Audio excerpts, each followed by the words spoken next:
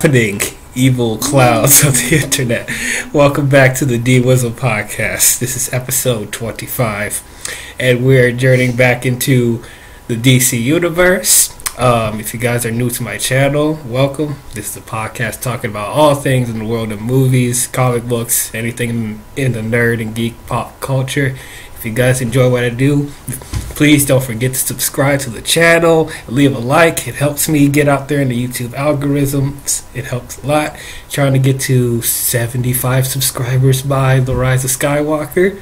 If we can meet that goal, that would be amazing. If not, it's fine. But if you guys enjoy what I do, please don't forget to leave a like and subscribe to the channel. But so if you guys are new, we talked about all the films in the DC Extended Universe, Worlds of DC, whatever you want to call it. We talked about all the films from Man of Steel to Shazam. If you guys haven't checked those out, I'll leave a link in the description to a playlist on my channel called DC Films, where you have all the podcasts of all the DC films, so you guys can check that out. But today, we'll be talking about Joker. Joining with me today, finally got them back on the paddle. Well, first of all, we have Outrageous Plays X. Hello. We have fellow YouTuber Shannon Jeffrey. Hi. Oh, Outrageous Plays X is a YouTuber also. I'm sorry. We're all YouTubers. Yeah, though I would plug these two channels, but they haven't made a video in almost a year. I'm coming back. Okay, you coming back? Yeah, just wait. Okay. I won't be blonde anymore. Oh no! Black Shannon is gone! Oh no! I was loving that so much. But anyway, we also have new up-and-coming YouTuber Tara Jeffrey. Oh, not no more! Not no more! It's Tara Grace, everybody! Hi! Hello! Hi! So I will leave links to all these guys' channel in the description so you guys can check them out. But, I think, yeah, let's not waste any more time. You guys ready to get into this? Yee. Yeah, it's going to be a very interesting review. I'm sure there will be no controversy whatsoever. But anyway, we'll hit you with this trailer and we'll get back to you on our spoiler-filled discussion on Joker. Can Mike do his laugh? Yeah, go.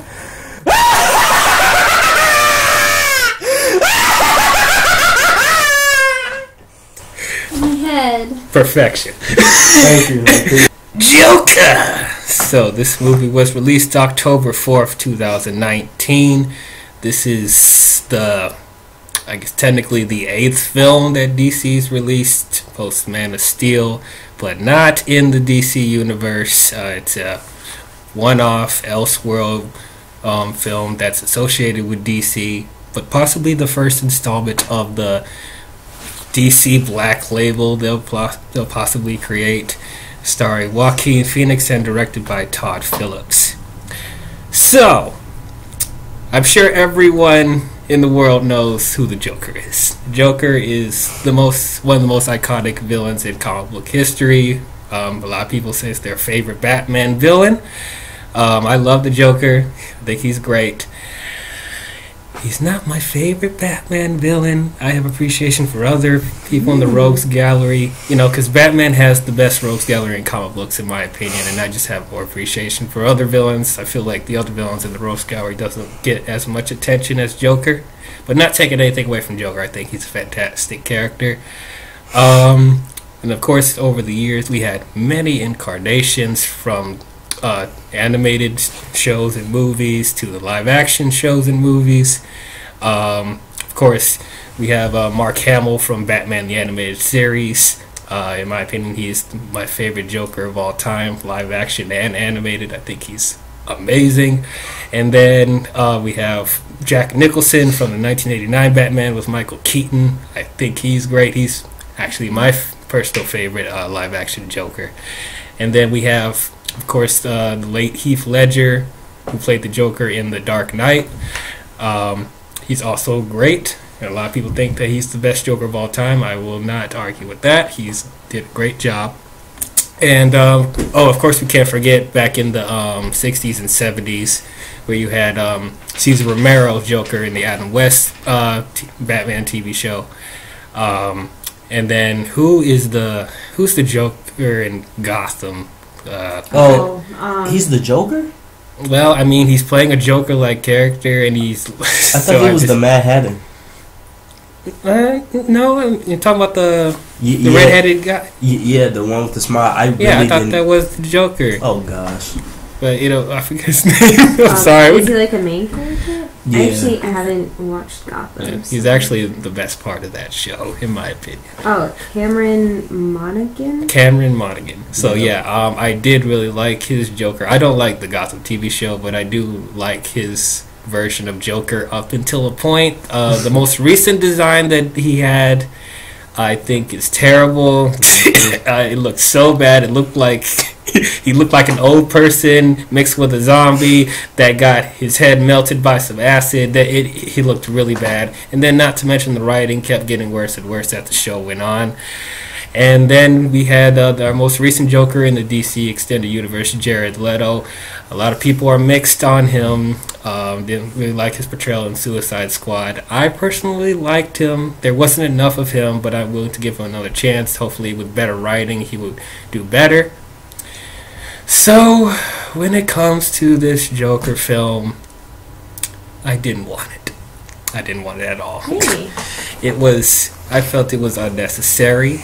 And like, as far as the DC universe, I felt Warner Brothers is like kind of a mess right now when it comes to the DC universe, and they're not really like putting as much focus on their main slate than they should. Though coming off of Aquaman and Shazam, they were good. They were hits for Warner Brothers, so that gave some confidence to Warner Brothers, but it still felt like they didn't overall have a plan. So when it comes to them doing this spin-off movie, I'm like, why are you doing this exactly? Why are we doing a spin-off of Joker? Like, what's going on with Jared Leto's Joker? Because there were rumors that he was going to have his own spin-off movie with Harley Quinn, or he was possibly be in the Matt Reeves Batman film, which I'm not sure if that's going to happen now. So it's just like, it just felt like their priorities weren't in line. It didn't make much sense to me. The director of this movie, Todd Phillips, he directed the Hangover movies, and I did not like them. I'm not a huge fan of Todd Phillips right now. So when he got the job, I'm like, that's very questionable. Then when Joaquin Phoenix was casted, I'm like, okay, that's fine. I do like Joaquin Phoenix. He's a great actor, so I'm sure he'll do a fine version of him. So then we saw some behind the scenes stuff of how he looked in the costume with the makeup and whatever, and I didn't like it. I didn't like it. He looked like a clown.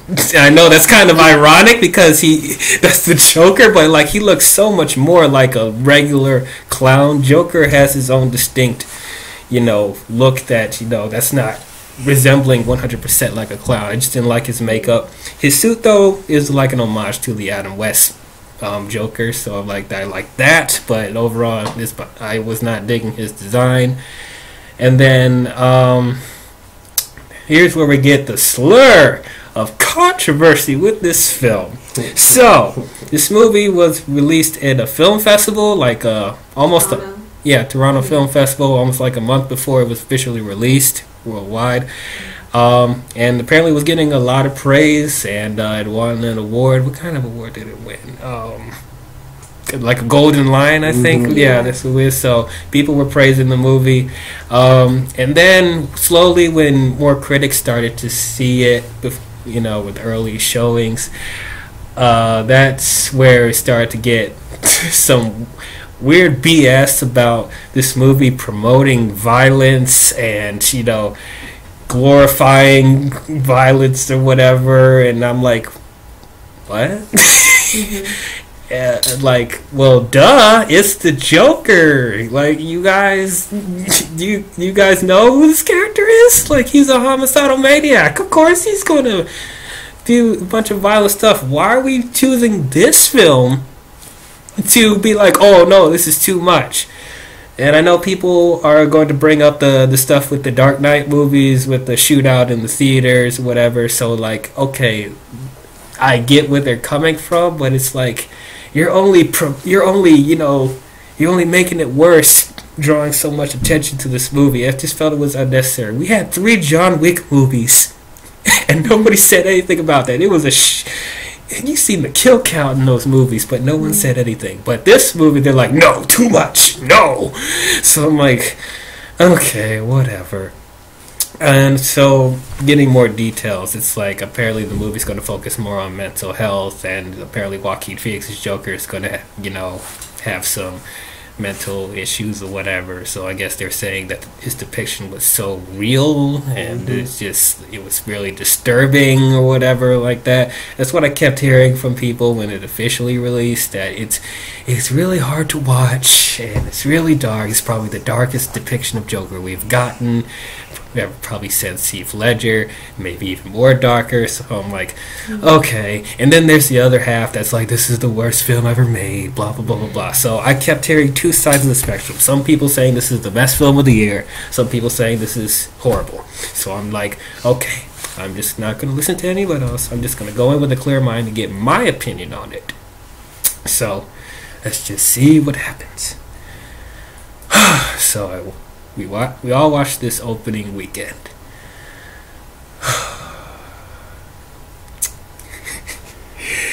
I don't know where to start with this, honestly. Before I say my overall opinion, let me make this very clear. I don't give a crap how dark a film is. I have seen some really messed up stuff. I've seen a bunch of horror films when I was young. There's plenty of dark depictions of characters in the comic books that I loved, and there's other dark comic book movies that I love. So that's messed up or whatever. This is the stuff that I want. There's stuff that dark films and comic books that I want, the MCU to do, and, DC, I want them to do to a certain extent. So it's like, it's not that I don't like the dark depictions or the messed up nature of the film. If it's done in a way, that it's well written and, the narrative's good, I won't care. But, that being said, I'm really mixed on this movie. I don't love this movie. Is this a horrible film? No. Is this the best film of the year? Far from it. I really don't understand what the hoopla was for this movie. Like, they blew this out of proportion. It's okay, I guess. The first time I watched it, coming right out of the film, I didn't like it at all. And I was having a lot of issues with it. But I literally had to just sit down at home and think about it. And while thinking about it, I don't dislike it as much as I did coming out the theater, but I'm not walking away being like, this is the best depiction of Joker. This is not the worst thing I've seen from, the graphic nature, whatever. Joaquin Phoenix is phenomenal. So I will not take anything from Joaquin Phoenix in this movie. He is actually great, and if he actually gets nominated or even wins an Oscar, I think he deserves it. But overall, not my favorite. I'll get into more details later. But I forgot to mention, this is a spoiler-filled discussion. We are going to talk about every little detail about this movie as if you saw the movie with us. So if you don't want to know any details about Joker, please turn off this video, go watch the movie, and then come back. If you don't want to be spoiled at all. Or if you don't care about spoilers, go ahead and watch on. That's how I feel about it. I know a lot of people were waiting to hear my opinion on this, and it's probably not what they wanted to hear, but that's just how I feel. Let's go to the other people on the panel. Outrageous, what did you think about Joker? I'm scared. Go ahead. This is the channel for controversy and, Dwayne other opinions. Don't kill me, but I do. To me, this Joker was the best one on screen, better than Heath Ledger. In my honest opinion. Okay. I thought it did a really good job. showing us how he became Joker, showing us that he actually did have issues and what drove him to the breaking point. I thought they did a good job showing. I thought they just did a good job in general, except towards the end, like when he was having that whole interview scene with Robert De Niro or whatever that. Robert De Niro. Yeah, I do agree with Shannon. It was kind of whiny, but I guess that's what kind of humanized it a little bit, and that's really his motivation. Just, I guess, being put down, being made to feel happy and everything. And I like how they incorporated that into the movie. Okay. All right, Shannon, what did you think about Joker? I think what I think is really interesting about it, and this is what I would probably tell everybody who goes to watch it, is it doesn't feel like you're watching a DC film or DC related film at all. It feels like you're watching a very lyrical, just indie artistic film. I feel like it's very artsy. Like you would see it at a film festival, and I'm sure that's why it did so well in Toronto. But I actually heard that like some kids thought that it was like, I don't know, the panel was just kind of weird just because it is kind of a controversial film, so some people just didn't know how to feel about it, because it's like, you want to like it, because especially with Joaquin's like really good job and like really good way of delivering the Joker. You know, you like, I think that's what I liked about it so much. But, you know, kind of like what you said, there are just like some things about it that's just make me not really care for it. And we can get into that later. But, you know, kind of like what Mike was saying, that moment when he's talking to Robert De Niro. And, yeah, it's like, it's kind of whiny in a sense where it's like, it's not that, you know, I'm annoyed with how he feels, because personally, like, that at that moment that became so understandable for me. Like, I totally understood how he felt, you know, not that I agree with it obviously, but I think by the time you get to that point, the spectator already is aware of like the Joker's intentions, like how he feels about society, why he feels that way. I just don't think you need that really extended moment where it's just kind of, it's suspenseful yet slow at the same time, because you're like, when's he gonna do it? Like, when's he gonna kill him? But like at the same time, it's like really slow. You're like, come on, like let's just see what happens, you know. But I don't know, like I just don't think that moment was needed, just because it's too like, I don't know, I feel like the Joker, especially like Heath Ledger's like depiction of the Joker, and I think, which is what they were trying to pay homage to, just, or homage, whatever, a little bit in the film, as well as, yeah, I think they were trying to like, they were doing a lot of like references to Heath's Joker, I think, but, you know, so if they're trying to relate it to Heath's Joker, then I really don't think that there would be a moment like that where he would just go off, you know, on TV and say, this is how I feel about society. As well as, like, going off of that, I guess it's a kind of a plot point that was needed to be established and how he got so many followers. But at the same time, it was like, do we need that long moment? Or can you rewrite the scripts to shorten it down? Because it was a bit, like, whiny. But yeah, so there were just some moments that we'll probably end up talking about, but all in all, like, I really want to make sure that we cover the references too throughout the film, like the like what was it, what was the film that it was Charlie Chaplin, like, Taxi Driver and stuff like that. Taxi Driver? Yeah, a lot of people say this feels a lot like Taxi Driver. Oh, really? And I actually do kind of see that. Yeah. There's some stuff that feels a lot like that. Well, they reference a really famous like Charlie Chaplin movie, and I forgot what it was. It escapes me right now. Modern Times. That was the movie that they reference a lot and stuff. So I don't know. There's this like recurring theme of status and money and like how the high class like makes lower class or middle class feel and stuff like that. And some of it's a bit controversial for me. That's what I found controversy in it, but some of it's also kind of just real, and that's really important. So I don't know. I think it touches a lot of important things, but at the same time it's like sometimes it doesn't work fully. But you know. Yeah, we'll get into that. Oh. All right, Tara, what did you think about Joker? I have very mixed feelings about it.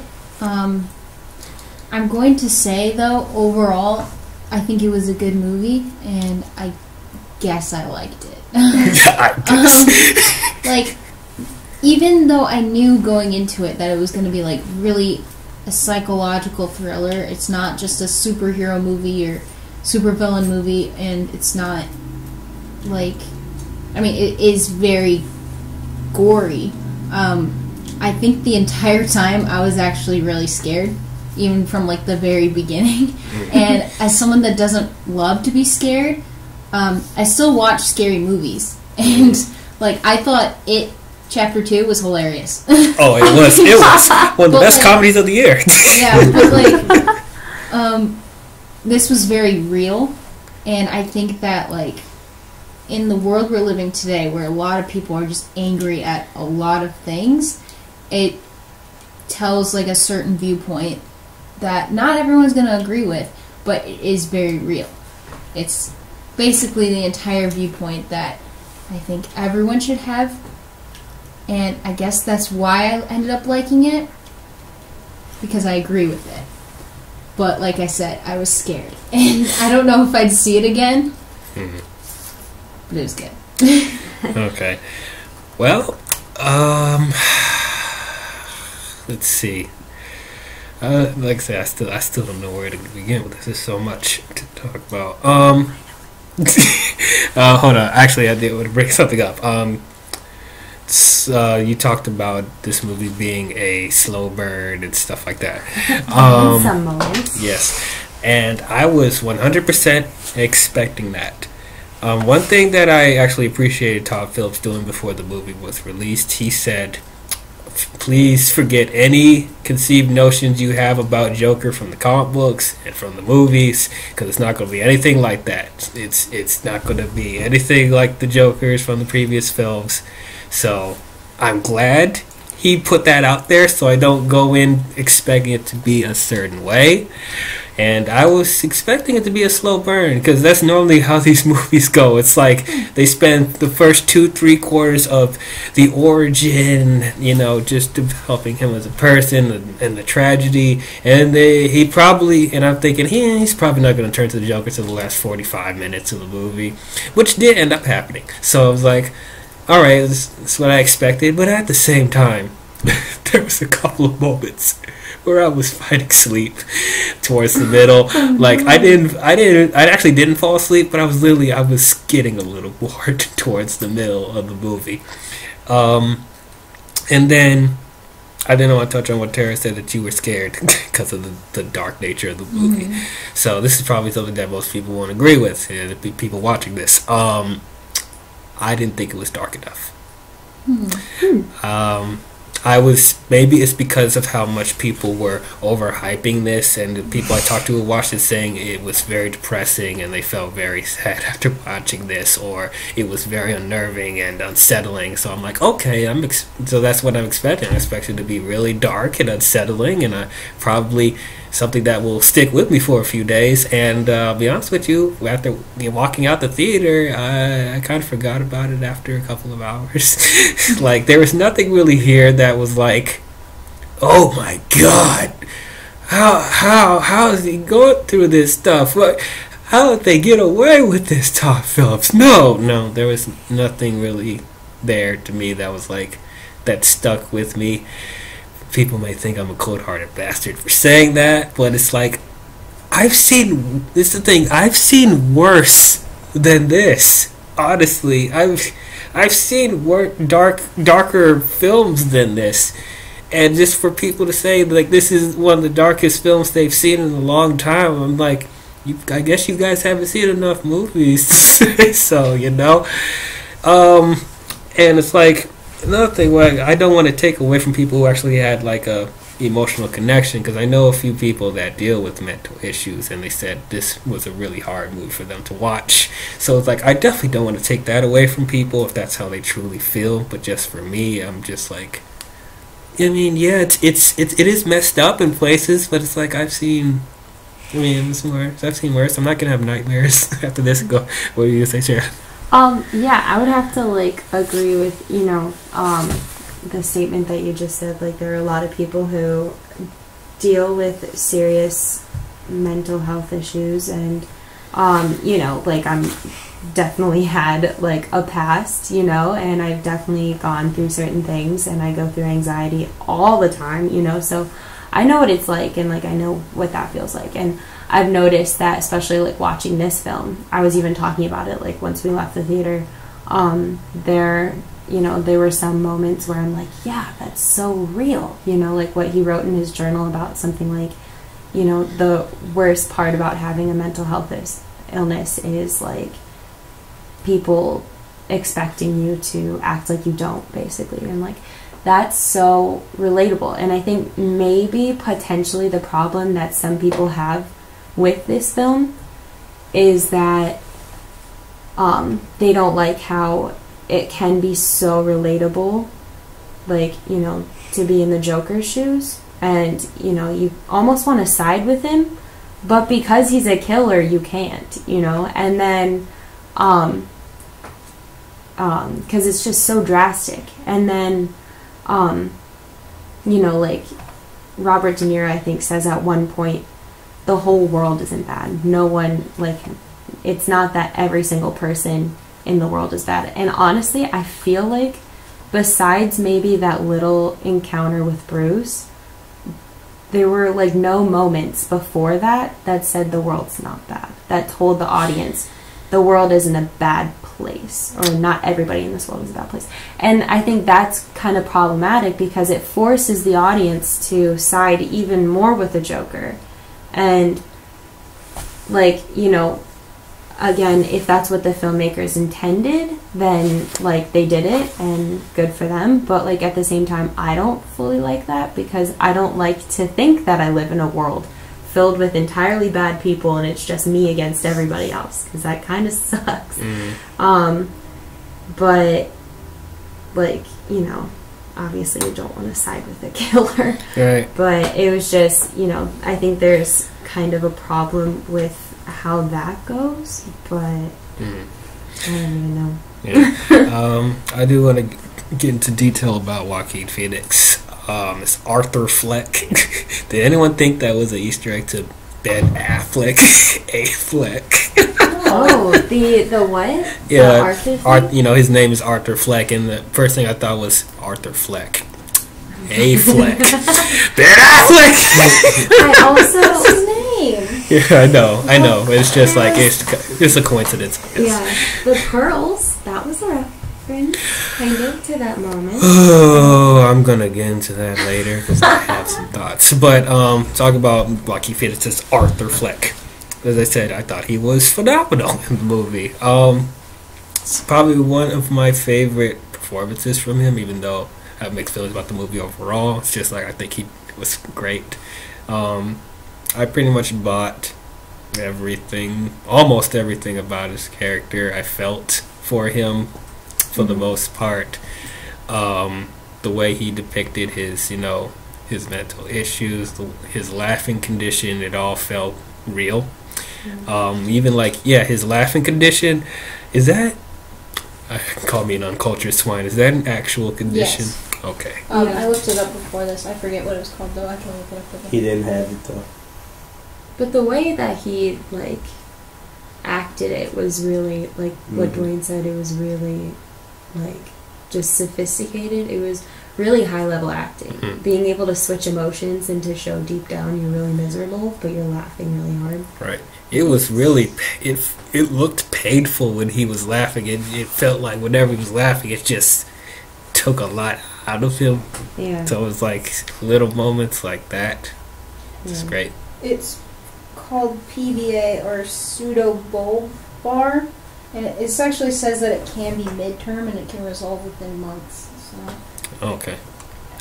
But yeah, little stuff like that I think is great. He lost like, I think he said he lost 30 pounds getting ready for this movie. He's still a lot of muscle.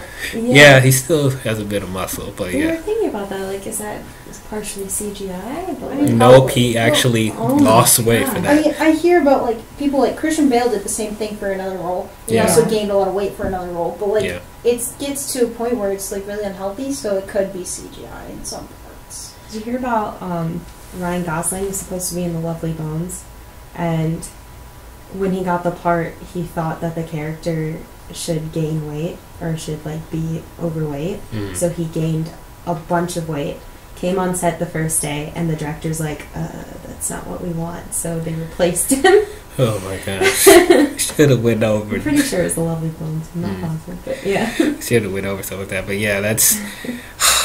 I get really concerned when actors lose and gain weight so quickly. It's the same thing with Hugh Jackman between Les Miserables and the X-Men films. Then we talk about Christian Bale from American Psycho to Batman Begins, and then Jared Leto with Billion Dollar Club, and then getting muscle for Suicide Squad and stuff like that. So it's like, oh yeah, that's really concerning. I'm like, how are you able to lose weight that quick and then gain it right back? What are you eating? What is your diet and stuff like that? It's like, yeah, it's just really concerning. And also, all those actors are not young either. They're like in the 40s to 50s, so it's like their body kind of breaks down after a point.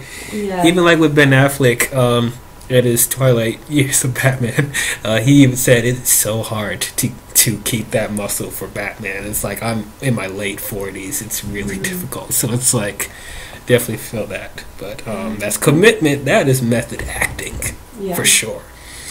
And then I liked some of the stuff with his, sickly mother. He's taking care of his sickly mother at his in an apartment and stuff like that. I liked some of the moments with that, them watching TV and stuff like that. So I thought that was tender. And then those weird scenes of him dancing randomly with his shirt off. I know. That's all by the character, but like I thought all the little details that Joaquin did, I thought was great. Yeah, it gave a sense of nuance to the character. Are you not entertained? I actually was for the first 3/4 of the movie. We'll get to the other stuff later, but you actually liked it for 3/4. Yeah, you were like, and then it started falling apart to a certain point. Oh my gosh. Get into talk about Zazie Beetz. I expected her to have a lot more to do.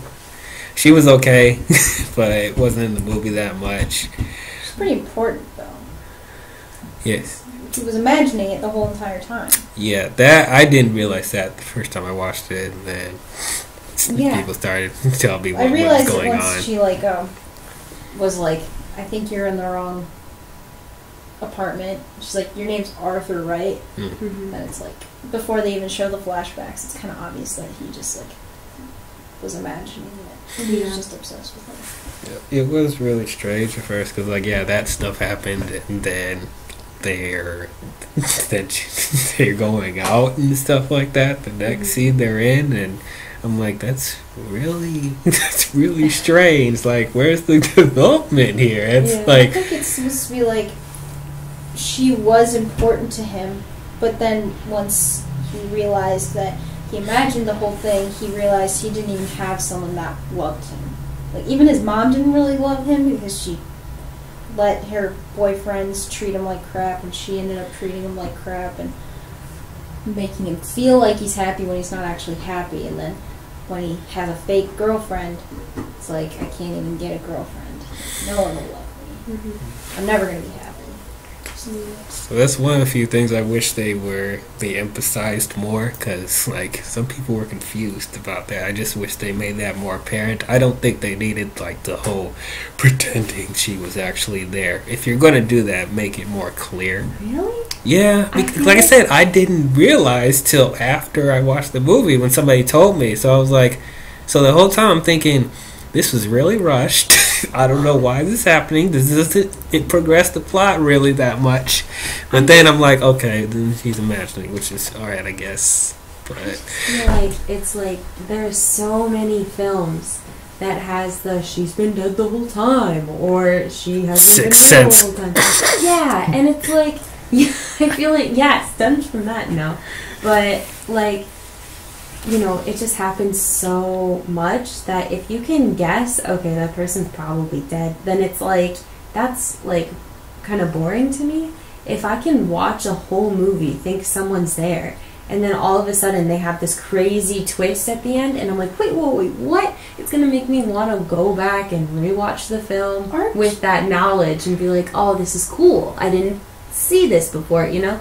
And I feel like that's like, those are the successful movies. Like Get Out has like a lot of layers that you don't notice and clues that you can see every time, and it's almost like watching the movie again for the first time. So I feel like I don't know. They're just if you have that, then you did a good job. Aren't you the M. Night enthusiast? Yes. oh yeah, you're the M. Night apologist. I watched The Sixth Sense like when I was like in high school, and when I watched it, I was surprised. I was like, wow. But like when I was watching like The Uninvited with like Ariel Cabell, yeah.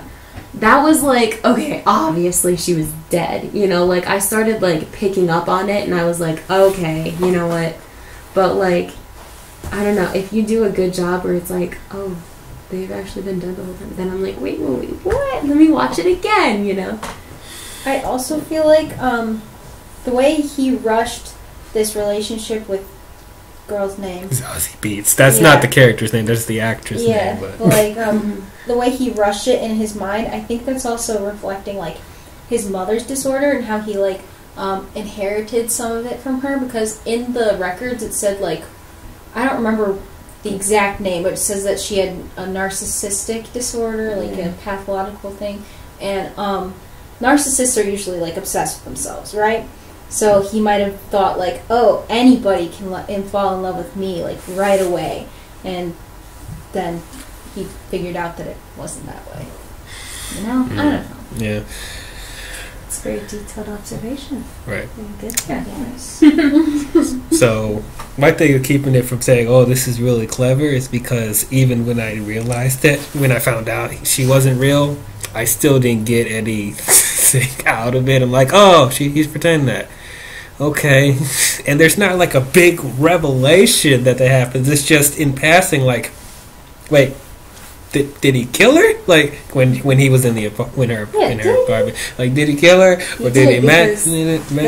The sirens, the hospital or you know the EMS truck and everything was like coming in while he was sitting like laughing hysterically to I himself. thought that was like the next day or something. It was like right after he was sitting in his apartment. And then it's like, why would he kill her?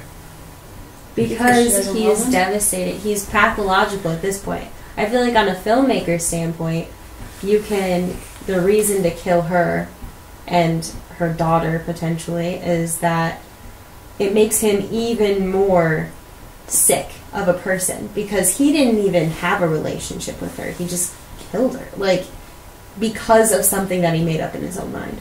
So it just makes him sick, as well as, to me personally, I also kind of make it even more sad on both levels, because it's like it's not fair for her and her daughter, obviously, but also it's kind of sad at how like he was able to hurt himself almost, because he made up this whole thing in his head that wasn't real, and then with that he devastated himself so much that he wanted to murder someone. And then on top of all that,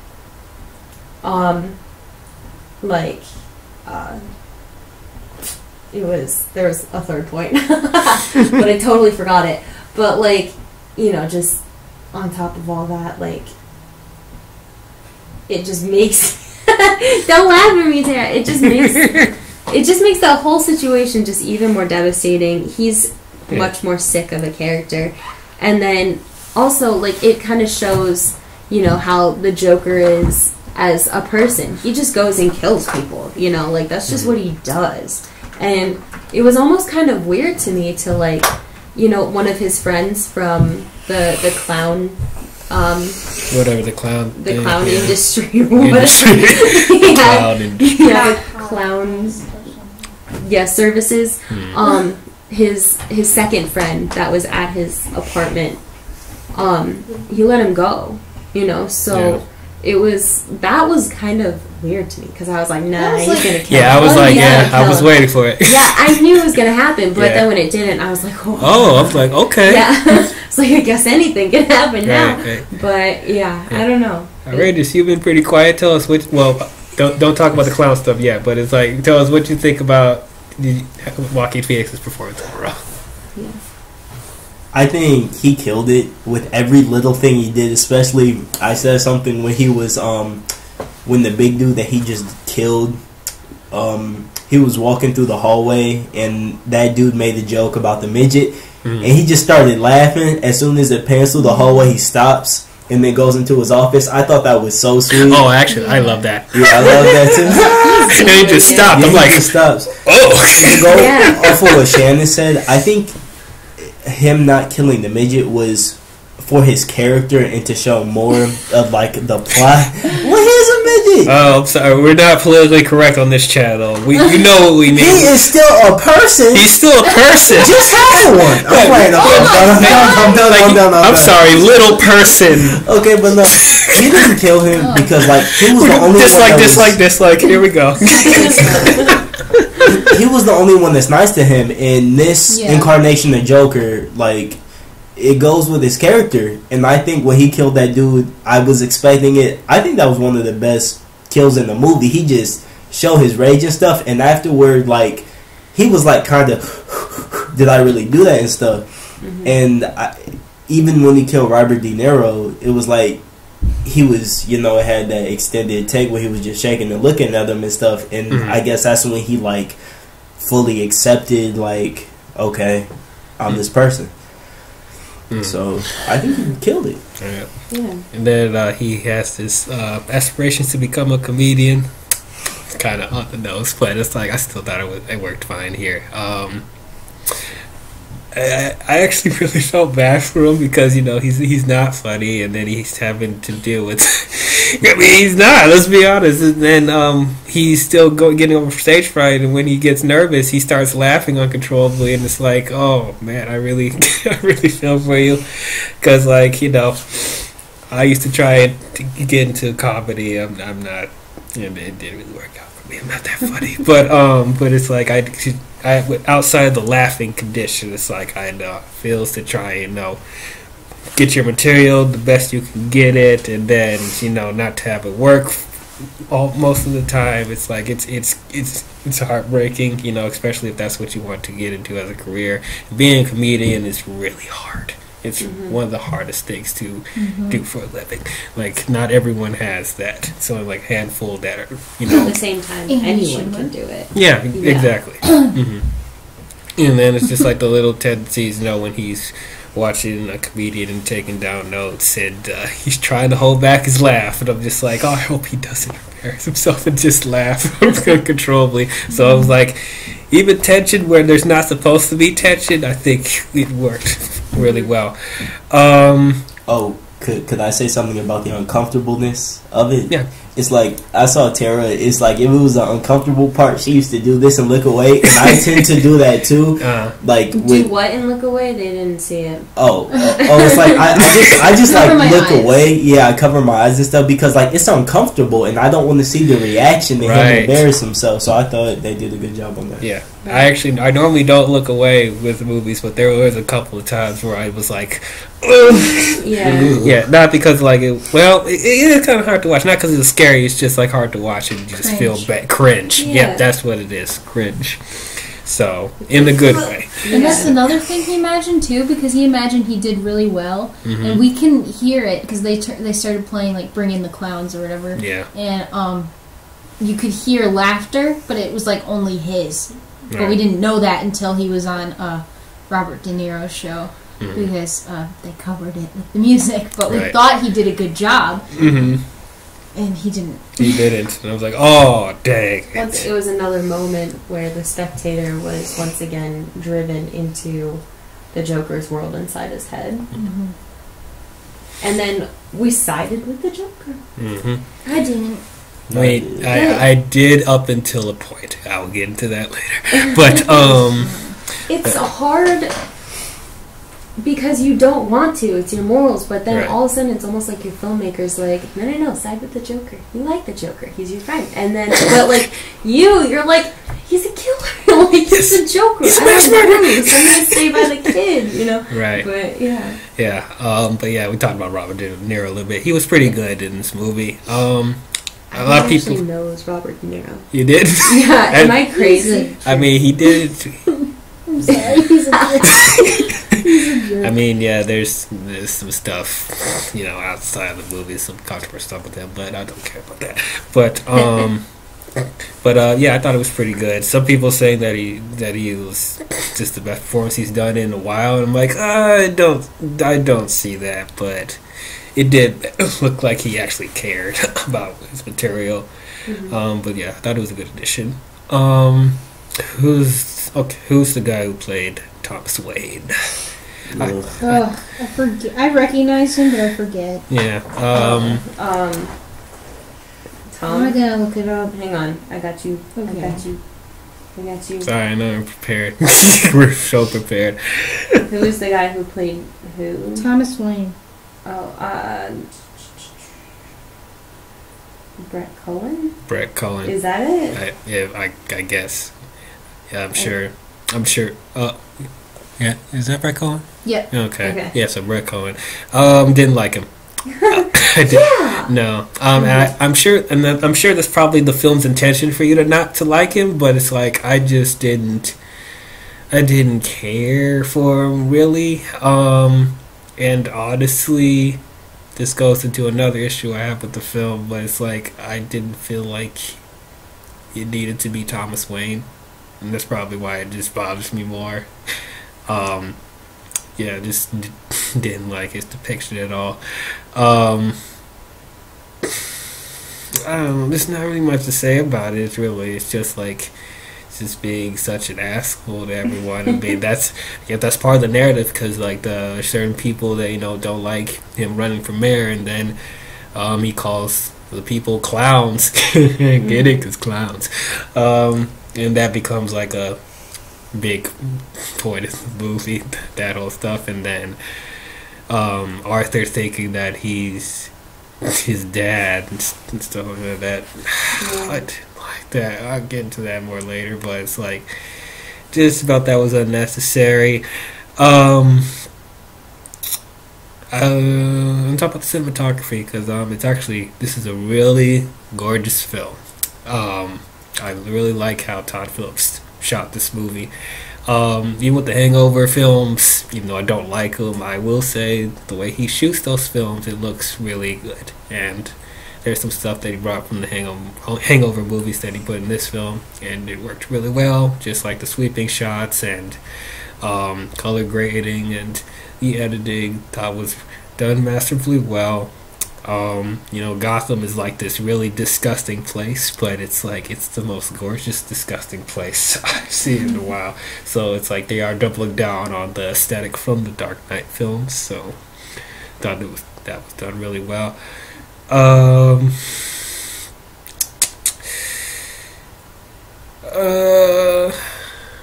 Is that the extent of my positives?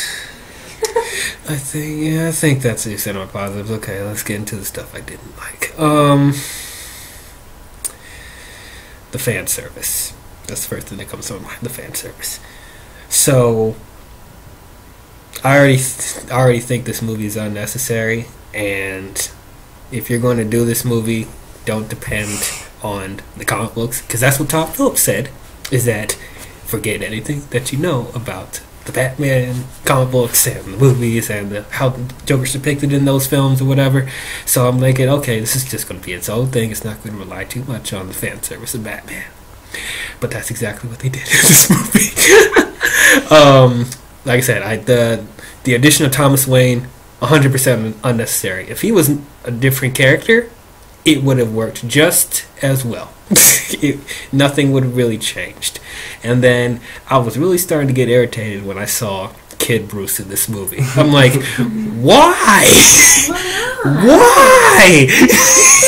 No, it's not. It's like a relationship between the two. Like they go way back, you know. Like that's pretty cool. Well, that's what I'm also irritated about, because if you remember back with the Tim Burton movies, people didn't like the fact that they made Joker the killer of Bruce Wayne's parents. So now they're doubling down on that again. For me personally, I don't care, but it's like, yeah, it wasn't. He wasn't. It was one of his followers in this movie. And in the comics, it was what's his face. Well, it's like, he kind of started something. He kind of started something. I just don't like that they're trying so hard to make a connection between Batman and the Joker. You don't need him in this movie. You don't. And also, consider the fact, what year does this take place? 80s. 80s? Yeah. Okay, so by the time we get to present day to where Bruce Wayne supposedly becomes Batman, that would make Joker like 60s. But he is that old in the comics, bro. He's really old. We should talk about wardrobe and stuff if this was the 1980s, because I had no clue what time period it was. I could have been told it was like 2000 something, like, yeah, and I would have been like, okay. People like, yeah, that actually bothered me. That much different now than in the 80s, honestly. Everyone's wearing mom jeans and scrunchies and it's like, well, yeah, well, the thing is, yeah, I agree with Shannon. If I didn't know what year this was, I would just assume this was present day, or late 90s, early 90s. A cell phone and nothing. What y'all mean? Cell phones aren't integral to the story. Yeah. I don't know. I didn't think that far. Early 90s or something. Yeah. Whatever. I don't know. Just like he wasn't watching MTV. He was watching he said like the Late Show with they said Robert MTV. They said MTV Gotham. Oh, they did? Yeah. Oh, that's so funny. Like really? That's so hard. I don't know the comedy show on MTV, but yes, or in Gotham. You remember in Suicide Squad? MTV Gotham. You remember Suicide Squad? Killer Croc's like BET. It's the same shit with this. MTV Gotham. Did they get like E! News in Gotham? Did they get like the Kardashians? Well, maybe there was CNN and Batman v Superman. If they get Disney Channel in Gotham, then they must get like Batman cartoons, right? Like on Disney. Oh, so meta. Not get into like the Lego movie. Oh yeah, that's. Oh, that breaks the fourth wall too much. Yeah, so, is the Lego movie playing in Gotham? I mean, in their Lego version Not of in Gotham. The 80s. Oh, you talking about is it playing in the 80s? No. Where Lego's even invented back then. It's not really off topic, but I kind of have an on topic, off topic question regarding kind of Batman versus Superman, but okay, not really. So like Metropolis and Gotham, they're like next to each other, right? Yes. They're like New York. They're like two islands. Yeah. Okay. Yeah. Okay.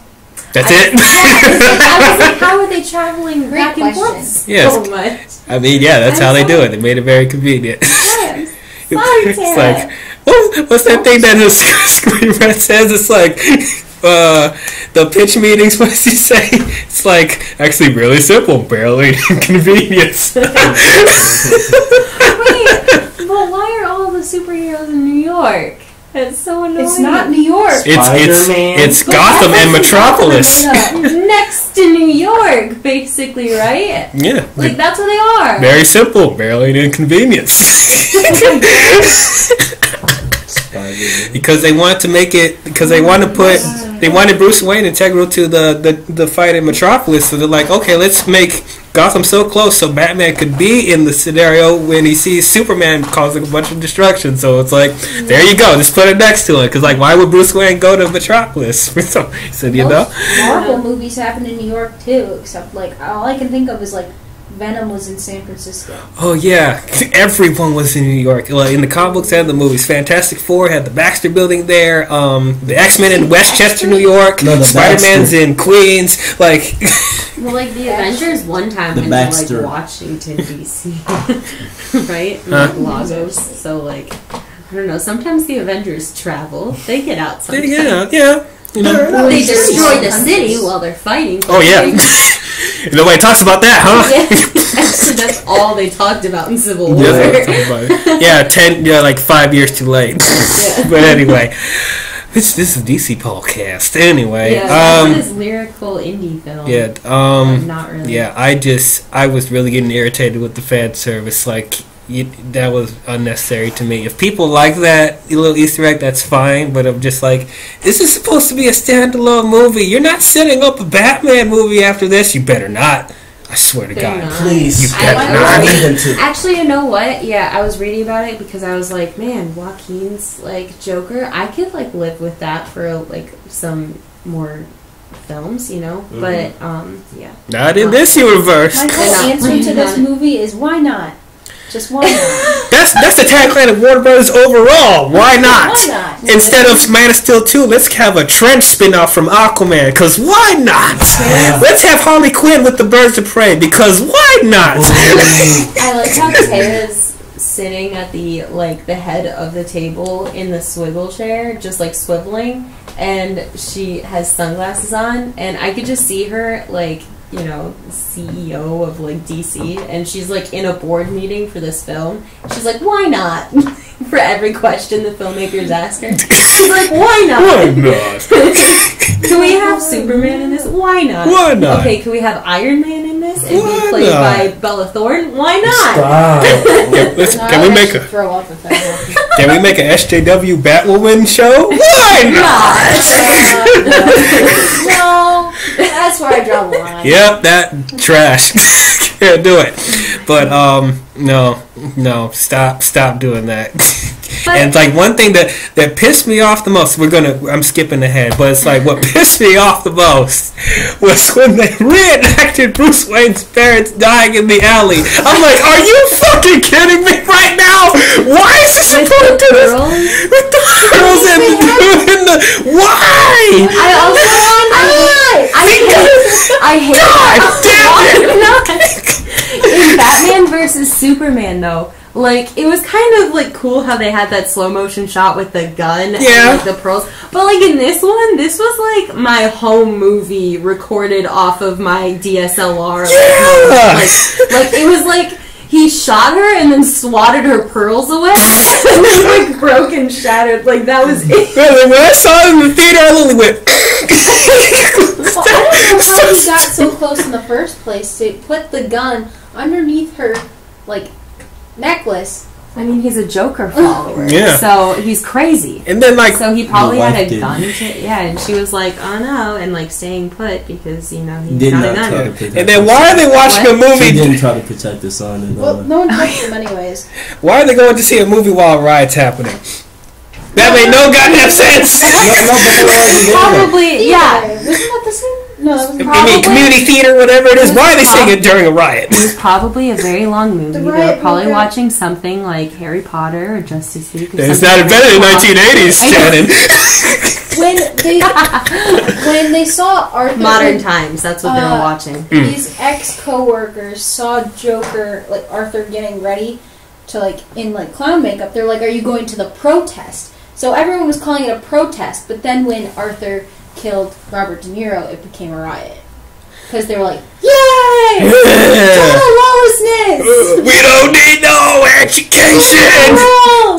Also, how did they know which police car to smash the EMS truck? Yeah, how do they know that? They got it wrong the first time. They were out of EMS trucks. Like, they couldn't get enough. We're like, we're fresh out of EMS trucks. Yeah. So, like, it's just, how do they, I don't know. Intuition. Yeah. And also the irony of getting hit by an EMS truck. It's just, Like that's like I've seen that so many moment. times. Like when they're driving and they don't hear a car zooming towards them for some reason, and then all of a sudden, boom! Oh, yeah. What Where the it's, twist? it's like almost muted. Yeah, like, that do you not hear a car going? Like, Joker too. Yeah, I don't know. I don't know. Yeah, because they what? kind of hit him right on his Yeah. side, and then like, how did he Our not king. die, but the police officer died? Yeah, we're gonna save our king, guys. Yeah. Just Joker is super Yeah, smart. great job, Todd Phillips. He did Yeah. the Hangover movies, by the way. Just putting that out there. But anyway, yeah. So, like, what if like Christopher Nolan did this movie? Oh, people will praise it. Better? 90% on Yeah, Rotten Tomatoes. Christopher Everyone thinks it's the Nolan. best film of the year. Tara would have been very happy. Yeah, Tara would stop asking why not. Even if he makes a bad movie, he's gonna be like, "Yeah, we Yeah. worship it." I got him, boys. I wouldn't say why not anymore. I'd say just cause. Just cause. Just Bruh. because he can. Because Christopher Nolan. I'm trying to watch myself because Tenet actually looks great, and I'm excited for it. But Oh, I'm yes. expecting the worst. Tenet. That's his Oh, next yeah. movie. Yeah, that actually looks good, and I'm excited for it. But I'm like, I'm But honestly, leveling my expectations because I didn't like Dunkirk at all. So it's like, yes, I don't like Dunkirk. I said it like how many times on this channel? Like 10 Oh, yeah. times? Yeah, I just remember that was a delayed Harry Styles reaction. is actually pretty good. Huh? That Styles was is a pretty good, suspenseful film, and I will change your mind about it. Good luck. I promise. Maybe I should break that in an episode one day. We talk about why I don't like Dunkirk. We're gonna Or actually, what people really want me to talk about? Why I don't love The Dark Knight. I'm sure people are just boiling like, why do you not love this masterpiece? I love that one. That will be a You've video got for another noodles. day. Y'all got noodles if you think this is a great movie. I actually watched Dark Knight and the 1989 Batman recently, getting ready for this. Yeah, and I don't like Dark Knight. as Wait, much did as you I say did. who was better yet, Heath or Joaquin? Oh no, I didn't get into that. I was going to save that, but we could talk about that now. Yes, let's talk about that because I want to know. So now. before I say, do you guys think he's better than Heath Ledger? No. Yeah, I do. No. No. I do. So tell me, why do you think he's better than Heath Ledger? Why? Yeah, why? Actually, hold on. I'm sorry to put the brakes on it. I'm actually, because I want to talk about the clown stuff before we get into the Heath Ledger stuff. But yeah, going back real quick, this last point about the fan service and the Waynes.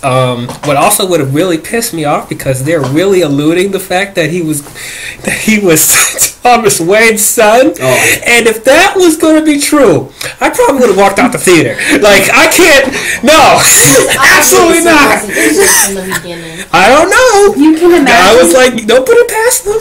As soon as that part happened, you can imagine just me sitting in the dark movie theater with only the three of us and just hearing this echo in my head of half brother, like just constantly. My brain would have exploded. I know this is an Elseworld movie, but my brain would have exploded if that happened. That was Like, no. that was a little bit hard Absolutely to not. comprehend. Yeah, I'm like, I can't. Yeah. All right, so let's talk about him slowly becoming a killer. So I was actually really liking this movie up until a point. I was, even though there's some stuff here and there with the writing that's kind of questionable for the most part, I still thought it was well made. I was feeling for Arthur's character, and I was like, okay, if they keep building up, then I'll probably see why people think that he's such a relatable character, and almost siding with him, even though he's a homicidal maniac. I was getting to that until he actually started killing people. That's when it just nope. Okay, I'm done. Because so the beginning of the movie, when he spins the signs, whatever, that's his job as dressing up as a clown. He gets mugged by some kids, and then they hit him with the sign and knocking him out. So I'm like, okay, that's messed up, but nothing really enough to be like, oh, he needs to become a cold-blooded killer. But I'm like, that's okay. They're just gonna keep building it up, right? So then this guy that he works with gives him a gun to defend himself, right? So I'm like, okay. So this is probably going to lead to something messed up. So we get to that subway scene of these three guys, both messing with this one lady on the train, and Arthur is like panicking, doesn't know what to do, and he starts uncontrollably laughing. And then the three boys start to mess with him because he won't stop laughing, and then he starts mugging them. And then that's when he pulls out the gun and shoots them. So, I was okay with it up until a point, because he shot 2 of them dead. Dead, right? So, in my mind, up until that point, I'm like, okay, it's messed up. He could have done it a different way, but it's self-defense, right? Self-defense. So I understand why he pulled out the gun. But what took it over the board with me, because the third person was running away, right? Running away, not messing with it anymore, because that's the point of self-defense. So you get them to stop hurting you, correct?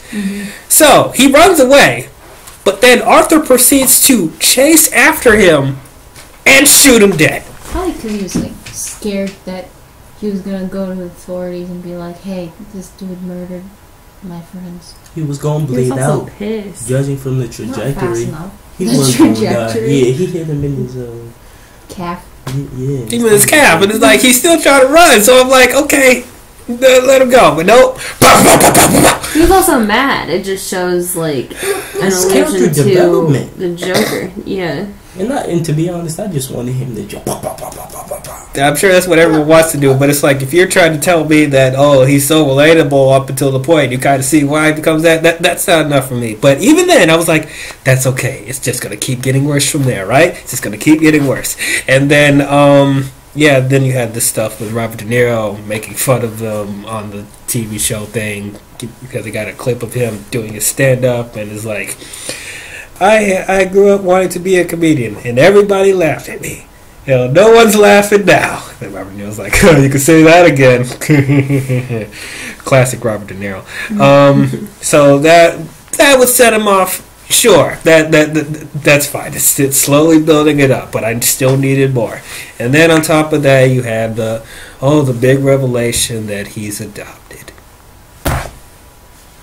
Okay, sure, I guess. Like, it'll be one thing if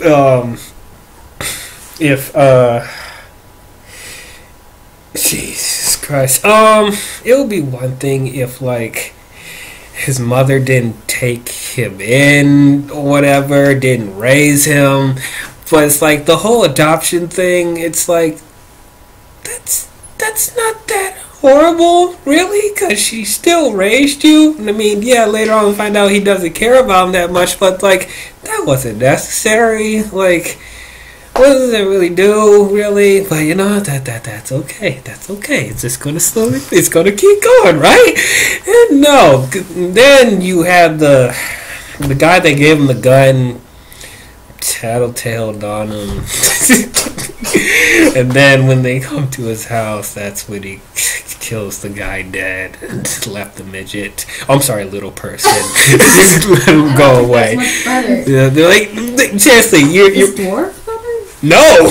Like, Okay, I'm sorry. That's the I'm Disney. trying to figure out what the right word is. I mean, a person. A person's a person, no matter how small. It's a descriptive word.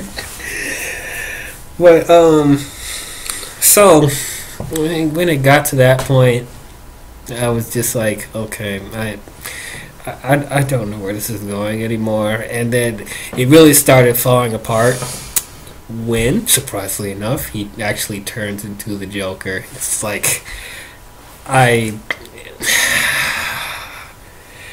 didn't like it up to that point, and I was just like, okay, maybe the talk show scene will be great because that's what they were building up in the trailers. That's going to be like the big revelation where shit hits the fan or whatever else. Okay, like, I'm not liking this. I'm not liking him now, but you know what? Maybe when it gets to the talk show stuff, it'll save most of that stuff. And the talk show thing was underwhelming. I liked it. I did too. That's great. But I was very underwhelmed. I was expecting a lot more because they were hyping it up so much. And then it goes back to what Shannon was saying. It's just him whining. Like, That's all people do these days. God, that is my problem. This is not the Joker to me. This is not the Joker. Yeah, he doesn't admit things. He just is. He doesn't whine about crap. He's self-aware.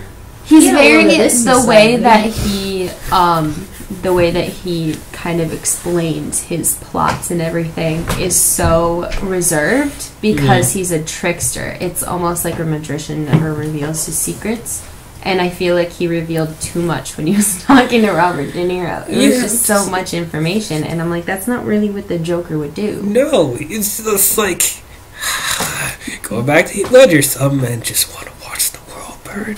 Can we just have a Joker that just wants to see the world burn? Like, I don't... Making him so whining and explaining why he's so mad with the world really just... neuters him as a character. It's like he's not that powerful presence that he was in the in previous incarnations. It's just making him too humanizing him. It's a similar issue I had with Wonder Woman talking about Steve Trevor the entire time. Like, you're making the character weak, boring. Making her whine, huh? That was boring. That was boring. It's just making them whine and whine and whine. It's like, why do we need to care about you? Like, I'm sorry, guys. Like, I know, it's like, with the stuff they built up in this movie, probably I would understand why people feel like this is like a breaking point for him, but it's like, if we're talking about the Joker, who is a homicidal maniac and a mastermind, let's not forget that Joker is a mastermind. He's actually really smart. He's very cunning with his plans. But if this is supposed to be what leads up to some sort of similar incarnation of the Joker, this was not it. They dropped the ball. Well, like, that didn't do enough for me. I also think that's why they had the scene where Bruce Wayne's parents are killed. I think that one. And then also in Dark Knight where Heath Ledger that Joker had like two different stories to how he got those scars. He's like, one of them was because of his mother and one of them was because of his wife. So I think that's why they had the girlfriend that never loved him and then the mom that never loved him. So it kind of ties into Heath Ledger. Both of those scenarios, I feel those two scenarios that he talked about in Dark Knight was more tragic than anything I've seen in the entire movie. Like, because with Heath Ledger's stories, like, you don't even see flashbacks, but the way he tells the story, it's just something really unnerving about it, and something more physically, like, scarring. Well, because he's talking about how he got those scars, but like, there's something more impactful, physically about that. Nothing really physically happens with him except, he gets mugged a couple times. But why was he crazy though? It never really explained that. I mean, no, he could have just been making that up though. At least like with this Joker, we know why he's crazy. In the Joker in the comic book, they made it a statement that he's crazy for no reason, and like, I guess the Heath Ledger Joker like shows that, but it was never like stated, if you know what I mean. They also kind of show where his followers come from, because in the Heath Ledger Joker, he just had followers for some reason. We didn't know why. Like, maybe he was like threatening their family or something, but like, in this one, he just gets followers because they're like, Viva la Revolution. Because they're fed up with Thomas Wayne. It has nothing to do with Arthur. In like, the Heath Ledger Joker, there's like that beginning scene where they're like robbing a bank, and his followers have those masks, and they're basically the same masks in Joker as they are in Dark Knight. Mm-hmm. Like, even back with Jack Nicholson, he has more of a motivation to be how he is than this one. It's like he got ratted out by, his gangster boss, whatever, and then that cost him getting dropped into a vat of acid and scarring his face. And then he lost his woman as well. I'm like, okay. I thought... Yeah, that messed up. In Suicide Squad, that he, like, made Harley Quinn fall in love with him, and then he was like, come on, swim in this vat of acid with me. I mean... That's how she became Harley Quinn. It was confusing. Yeah, I give that benefit of the doubt because we still didn't get much development with him. It's like he's already, like, well seasoned, but it's like, even that, just like with Heath Ledger and Jack Nicholson and stuff like that, it's like there's still, like, I feel more motivation with those incarnations than this one. So, yeah, now we can talk about I guess we already answered it. Is this better than Heath Ledger? It's like... Yeah. I don't think so. And Heath Ledger's not even my favorite Joker, but Heath Ledger's way better than this. I said this earlier that I thought Joaquin Phoenix is very good as the Joker if this is just a psychological thriller, and Heath Ledger's a really good superhero villain. Yeah. Going up against Batman. I think that Joaquin Phoenix's Joker has, like, I guess, better, like, mannerisms and everything, like, just, like, his, like, the laugh and his, like, dancing and stuff. It's, like, I think of it as, like, a way to soothe himself, but you can also see, like, not everything, like, he's got to, like, he's mentally messed up, scarred and everything. I think, like, I'm glad that they didn't show a flashback from he was a kid, like, getting, like, tied to a radiator or anything, because I think that would have been, like, a superhero type backstory or something. Yeah. Like, I'm glad that they just said it, because I think that had more impact and everything. But I just think he was a better villain. I might agree, disagree. I wish I actually did see that, because then it would have more physical impact by the time he turns into Joker. I didn't feel there was enough. There was stuff there, but I wanted to build more and more. And maybe that's just because people kept overhyping it, so I'm expecting this to be the biggest tragedy of all time. And I'm like, no, not really.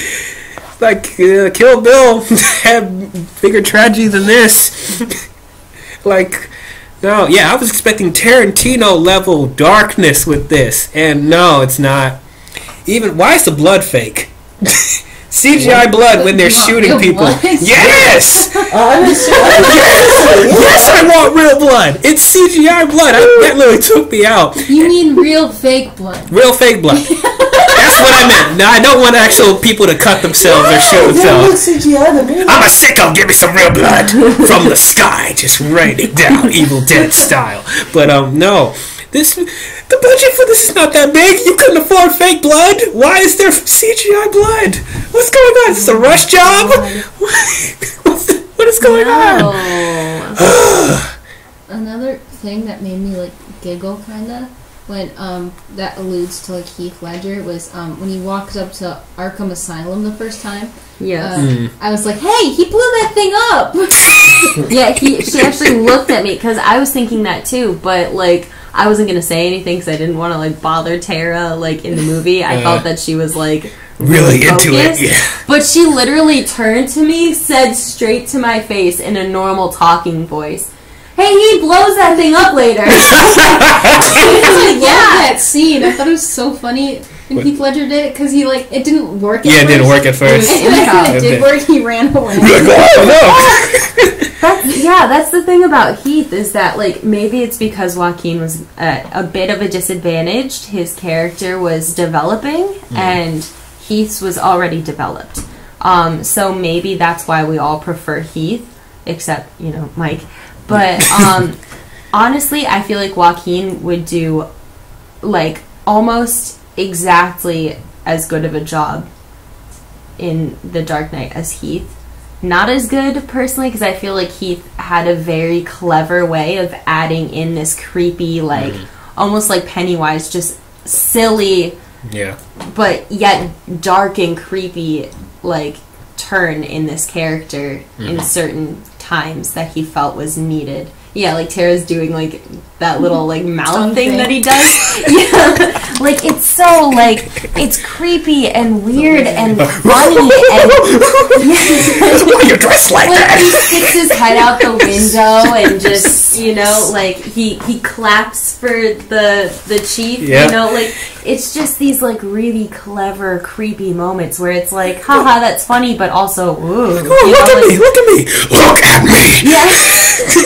It's just so good. Yeah, that's great. And I feel like maybe Joaquin wouldn't have that, but honestly, I feel like he could though. He could, but I feel like Joaquin, I would have actually I feel like this was casted perfectly in a sense of if I wanted an already developed Joker, I would definitely want Heath type of actor where it's just he knows what to add in, and he has this empty room. But if you want a very traditional, okay, Mr. Actor, I want you to, you know, acted this way, but also I want some sensitivity and I want pain, you know, then he knows how to do it, you know. He knows how to take direction very well. And I feel like Joaquin did a really good job at establishing, like, a humanistic viewpoint of the Joker that we've never had, that we don't usually get with Heath. Heath is very show-toony type of, like, crazy. Not so much Pennywise, because he's not, like, you know, magical, but also, like, just this, like, just extremely confident type of version of the Joker. So I feel like they both worked well in different ways. And even like the whimsical part. Sorry to cut you off. No, you're good. But even like the one thing I love about the Joker and why Jack Nicholson's my favorite is because I always like the whimsical part of Joker. It's like the clown-like nature that, you know, that Heath Ledger does have, but I feel like Jack Nicholson encapsulates more of like the comic book type stuff. So I guess I'm kind of a purist. But even like the little moments, like when Jack Nicholson has the electric buzzer and he shocks someone dead in the black skull and whatever, and then he's talking to the corpse, being like, "Your pals, they're not bad people. Guess what? I'm glad you're dead." Like that type of stuff, to like chewing up scenery like that. It's like I don't feel Joaquin had enough. Well, I don't know how he was directed really, but it's like didn't give enough moments to like chew up scenery like Jack or he does. Yeah, it almost seemed like he was a possessed man. Like, you know, he had two different sides of him, and he did such a good job with that, where it was like there's just so much pain, you know, which everybody expected Jared Leto to have, which, you know, we can just forget about that. But like, I miss Jared Leto right now. Really? Yeah, can we please bring back Jared Leto?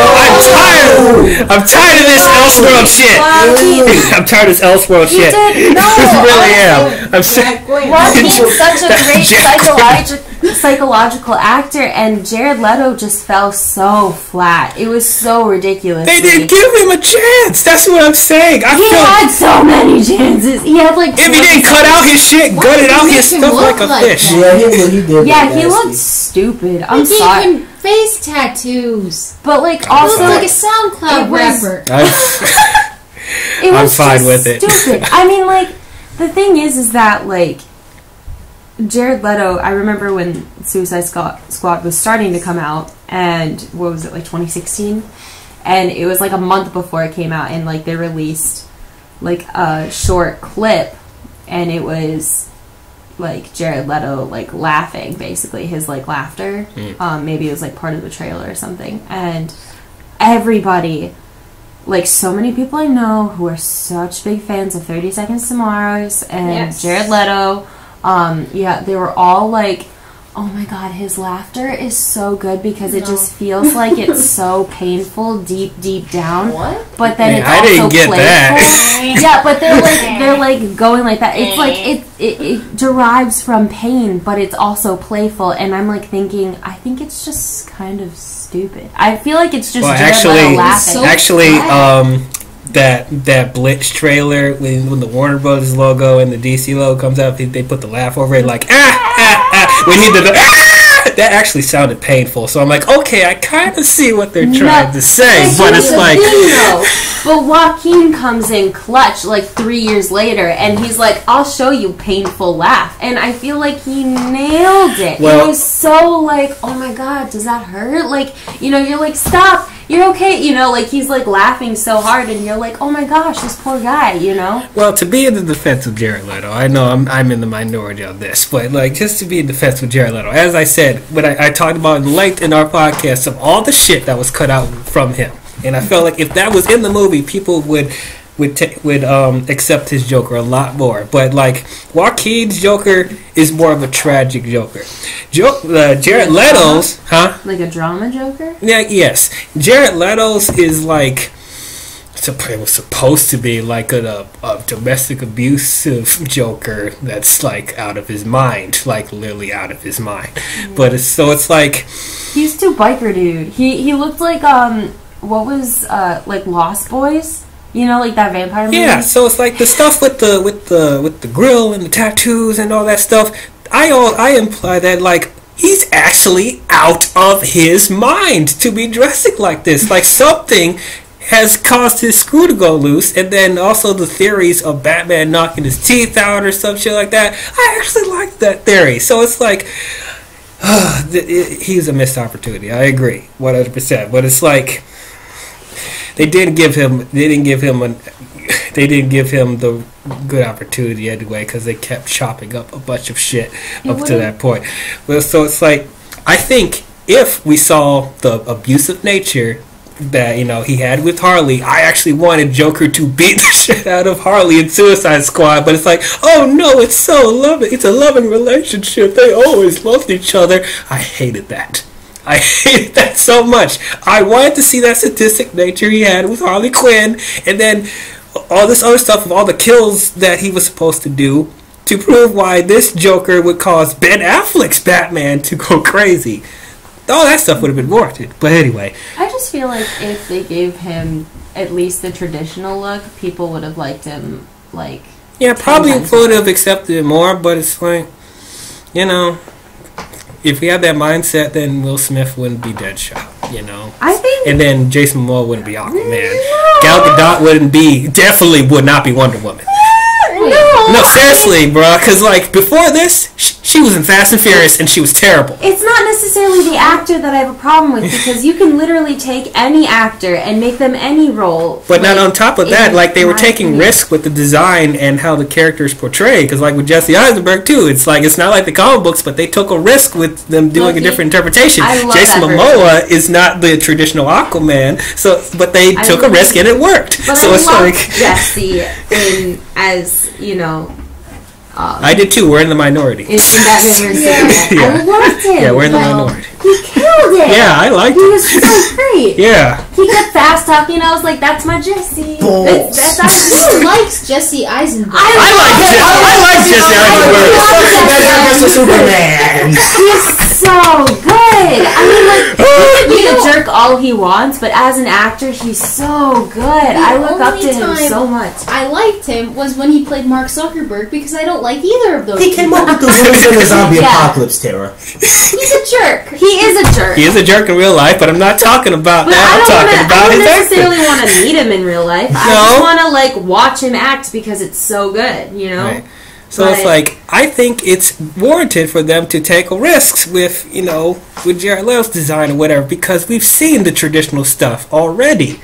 Try something different. Okay, it didn't work for people, fine. But it's I don't know.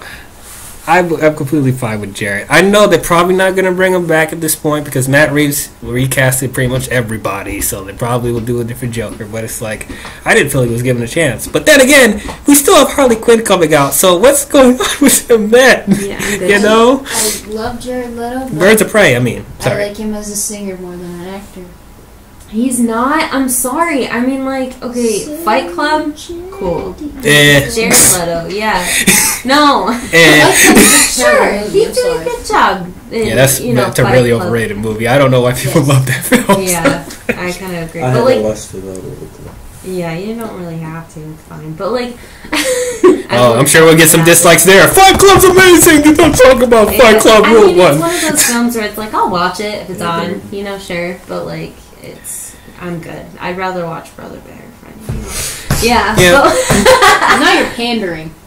I'd rather watch the Incredible Hulk with Edward Norton because he was also in that too. The Incredible Hulk. Yeah. Incredible Hulk with Edward I don't know. It's just Jared Leto. Yeah. I mean, I didn't love him either outside of Suicide Squad because I didn't care for him in Fight Club, and I did not like him in Blade Runner 2049. Wait. And Dallas Buyers Club is kind of overhyped. I actually have a question. He was in that movie? Yeah. If Heath Ledger was... I mean, whatever. I think he was in... I think that's what it's called. $1 billion. $1 Billion Club. I think, whatever that... Yeah, I didn't care for him in that, whatever it is. But anyway. If Heath Ledger was never the Joker, ever, would we like Jared Leto's depiction, or would we like Joaquin's depiction? Well, that's kind of hard to say because, Christopher Nolan, we don't know who he would choose if it wasn't Heath Ledger, That's another weird casting, too, because people were trashing Heath Ledger. Really? People were trashing Heath Ledger. For it? Yeah, because people know him from, 10 Things I Hate About 10 You. Things I Hate About You. It's like, this guy's gonna be the Joker. What the hell is wrong with you? Wait, that's what I was saying. Give Yeah. Robert Pattinson a try as Batman. Yeah, Because, to give him a chance. Yeah. Because that's what everyone said about Ben Affleck, and then look what we got. Yeah, So, you and know. Heath apparently. Dude, But, yeah, anybody yeah. can play Batman. I'm convinced, except George Clooney. Fuck him. But but like, yeah, I'm like, obviously Matt Reeves sees something in Robert that he'd be a good Batman. So I trust He Matt. could do it. I mean, I wanted Oscar Isaac, but it's okay. And I wanted Darmy Hammer, but Yeah. you know. But honestly, yeah, I feel like every actor for the rest of time is going to be comparing themselves. Like every actor who gets casted as the Joker is going to compare themselves to Heath Ledger and his performance. I feel like he did ruin Joker for anyone else playing after him, like to an extent. I think he did because he set such a high bar in Dark Knight. I think Nicolas Cage could beat him. I'm sorry. I honestly swear. As the Joker, he's an insane human being. The guy who screamed at bees? The guy who stole the Declaration of Independence? That Ghost Rider trash! That Ghost Rider trash! Him transforming! I do have a question about this Joker though, and it was never explained. I want to hear your theories. Okay. Why was he in Arkham Asylum for the first time though? Or maybe he just... It's the origin story. No, but for the first time. Like, do you remember when he was banging his head up against the door and he asked, why was I here? It may be because he decided not to remember it or something. Wait, wait, how's he get, out of... Yeah, and how did he get in there from there? Good behavior. Good behavior? You only killed one of your therapists, so you can go. Yeah, that's fine. You get a good 20 years and you can get out. Also, did he kill You tell silly jokes. the lady at the end? Didn't he kill that? Yeah, he ran out the with blood. Oh yeah. So he definitely murdered his therapist. Also, I kind of have a problem with that too because it's like a lot of people nowadays who go through anxiety and stress.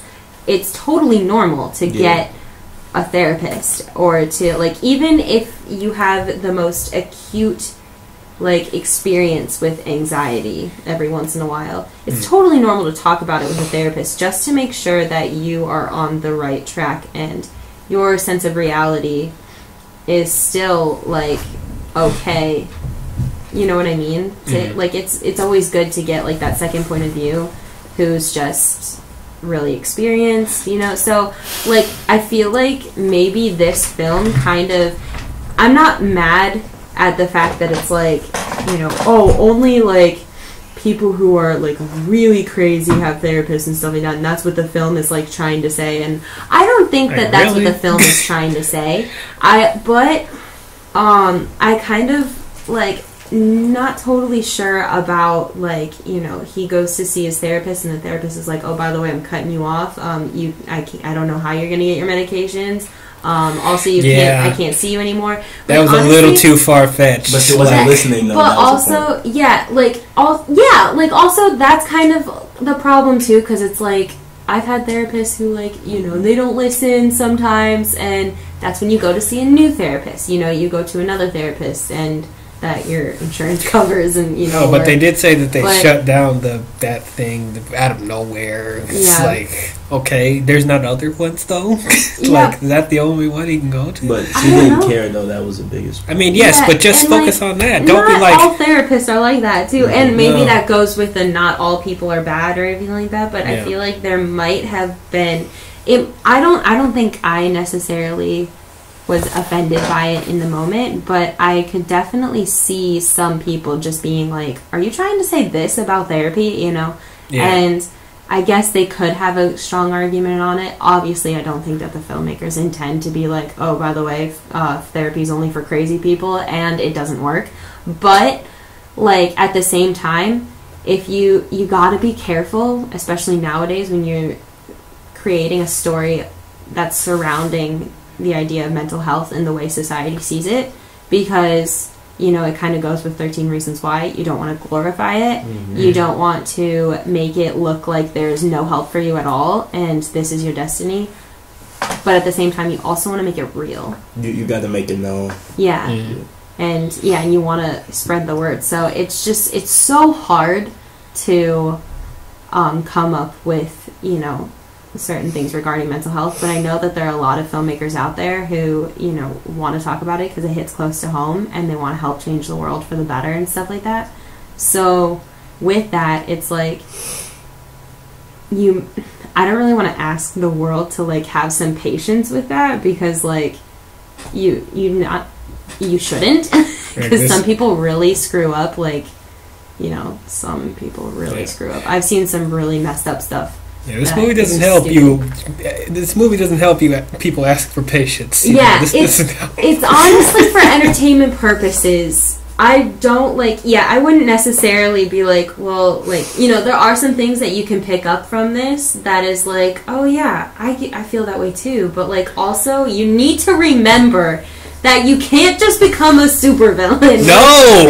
That's not okay. This is not a relatable film. You can't become a bad person because of what the world does to you. It's how you react to the world. And in this sense, because he's a villain, he reacted badly. And that's the point. And Tara's going to yell at me. It will be one... Hold on, before you do. It will be one thing if he was super autistic.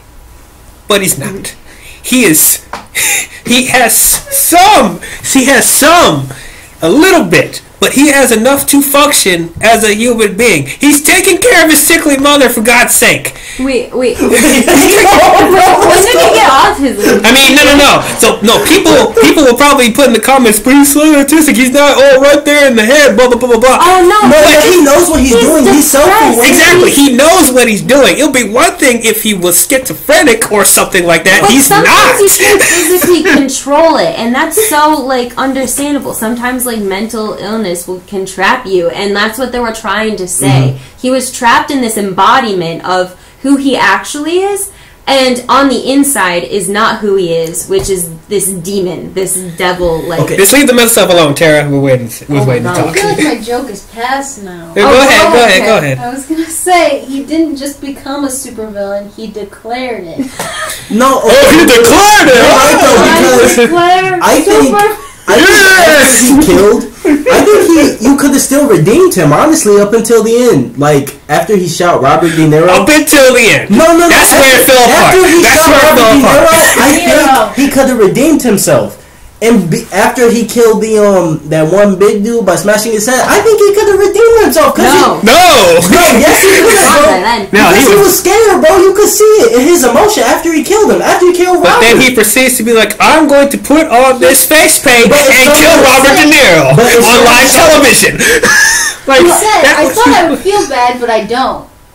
But he obviously did after he killed Robert, bro. What do you think him staring at him doing all that? Actually, after he killed the 3 guys in the subway, there was this sense of progression where, some people were, kind of saying, that guy's a hero. It's a good thing what he did and stuff. So there was a sense of progression in his own mentality where he started to get happy. He felt more in control of the outside world. And, it wasn't necessarily good, but he was getting a little bit more positive. And then I think everything just took a direct... Because there was still this, undertone of it, just evil. But then it took, a total 180 when he found the letter that was to Thomas Wayne, right? Yeah. And then that's when he started freaking out. It got worse. The guy in Wayne Manor was mean to him. Did you guys think that was Alfred? It was Alfred, but I didn't realize until I saw the credits. Oh, it was? Oh my gosh! It was Alfred? Oh God. You see, fan service! You gotta love it. This is my point of Marvel versus DC. Marvel does such a good job at creating a foundation and then building off of that foundation, where you can have Robert Downey Jr. playing Iron Man for 10 years, and then Chris Evans playing Captain America for 10 years, and you can get this iconic role and this kind of iconic embodiment of a character. And that's why Spider-Man's been a little bit hard to get used to, because it's alright, so we gotta find another Spider-Man, now we have to find another Spider-Man. And DC has the exact same thing where they keep replacing Batman, they keep replacing Joker. Yeah, I'm getting irritated. And I'm okay, you're not my Bruce Wayne. Hashtag You're not my you're not my Alfred. Yeah, not Yeah, my Batman. So it's like, then there's this controversies. There are these fights. There are these very prideful DC fans who are like, I'm not seeing it just because Christian Bale isn't Batman, and I don't want to see Actually, it. to talk about that, you guys remember Crimson Amazon and Captain Eagle on the channel? They're boycotting this movie because they loved Ben Affleck. Really? And they actually wanted to give Jared Leto a chance, even though they didn't like Jared Leto, but they're willing to give him another chance. They don't like that they're just splitting off in the Elseworld thing. They need to focus on the main universe. Yeah. So that's kind of like that. It's not my Batman. It's not my blah blah blah. And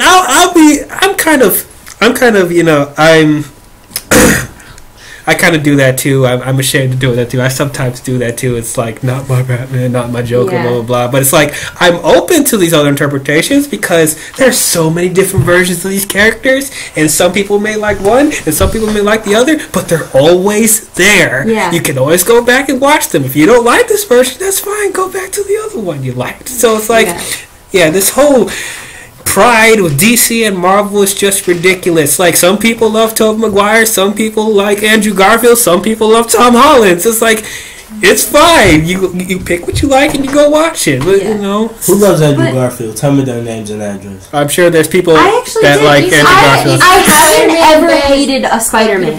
I feel like all three of them did good jobs with something.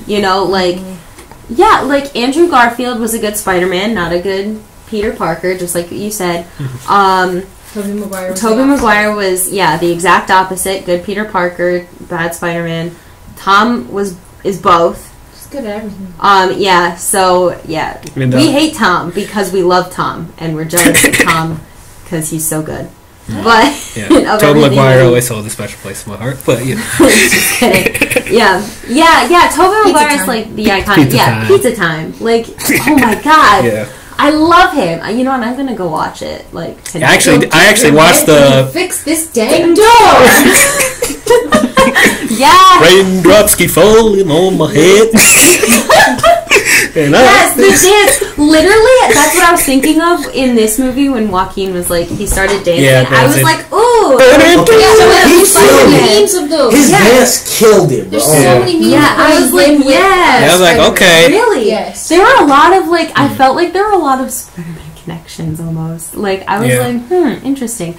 But, honestly, like, I'm, with, what are their real names? I'm so sorry. Who? Your other friends. What are their real names? Gray and Evan. Yes, I'm so sorry. Crimson Amazon and Captain Eagle. Yes, I don't know why I was losing my mind just then. But Kree and Evan, I actually kind of like. I see where they're coming from, but I would have to say to that, like, I didn't really want to see the Joker. As soon as I heard that there was going to be a Joker movie, and I'm like, oh, no. Yeah. I was like, no, I don't want, like, a Joker movie without Batman. And, like, I kind of wasn't really into it because I felt like it was going to be slow and drama and stuff like that. But as soon as they announced that it was Joaquin, I was like, okay, I'll go see it. Yeah. Because I'm sick and tired of so many people... not so many people, but like, I'm sick and tired of like the Jared Leto's coming in and being like, I know how to do Joker, and then they like do it and it's not like up to standards of where the Joker is now since 2008, and then like, and then it failing, and then here comes another Joker. So I'm like, I just don't want to be a part of this constant like, in and out door that is DC. Yeah, they don't believe in their process, and that's what I'm irritated about. It's like, I can't say this from the beginning. They were making money. You shouldn't listen to the critics, and it's like, if people actually believed in the process and character development, it takes time for them to get to the character you know and love. You can't get to that point. But people are impatient. So I'm like, I know people are like Jared Leto's really divisive. I get it. I get it. I know it's real. It was really shocking, but it's like I believed in the process. I bet DC has like really weak contracts too, because like every time someone's like, "Yeah, I quit," they're like, oh, "Okay." It's like almost putting in your 2 weeks at DC. Well, actually, like, their contracts are pretty good, but it's the fact that Warner Brothers keeps changing because they don't know. They don't have a plan. Okay. They don't have a plan. Like the Siblings example, J.K. Simmons as Commissioner Gordon, right? Mm-hmm. You would assume he would come back in Matt Reeves' Batman, right? Mm-hmm. No, they casted somebody else. Yes. And then, but Gordon still has his contract is still valid because he signed it a long time ago. He was signed for, I think, 3 more movies. Now he is. So what that means though, I'm going to give you guys a little lesson about Hollywood and contracts. Ooh. So when somebody signs a contract to the movie, what that really means is that actor is obligated to do a movie, whatever Warner Bros. Wants them to do. They're obligated to be whatever character they are. They have to do that movie. But that does not mean that Warner Brothers is obligated to use that actor. Whoa. Oh, so like literally, if they're like, "Yeah, we're gonna drop you," they just drop him. Drop him, but he still gets paid because he signed a contract. But they don't have to use him. That's only leverage for them, being like, "You have to come back and do this," but we don't need you if we don't need you. But that's such a waste of money. I know. Well, he gets paid though. Be happy for him. I am for it, but I wanted to see more of his Commissioner Gordon. I did. He's really nice. Yeah, this new actor, I forgot. He's the black scientist from Hunger Games 2. He's a really good actor. He was in Daniel Craig Bond movies too. Wait. But he's the scientist guy, the black guy. Oh yes. Yeah. Yes. So what's his name? Tara. Huh? Fact checks. I want to know what his name was in Catching Fire, because like this is gonna kill me. Okay. Jeffrey Wright. Jeffrey Wright, right. So he's a really good. Jeffrey Wright, right? Just one right. Just one right. Right. But anyway. We're doing a podcast, Mike. I'm gonna take your phone. That was outrageous. Please keep going.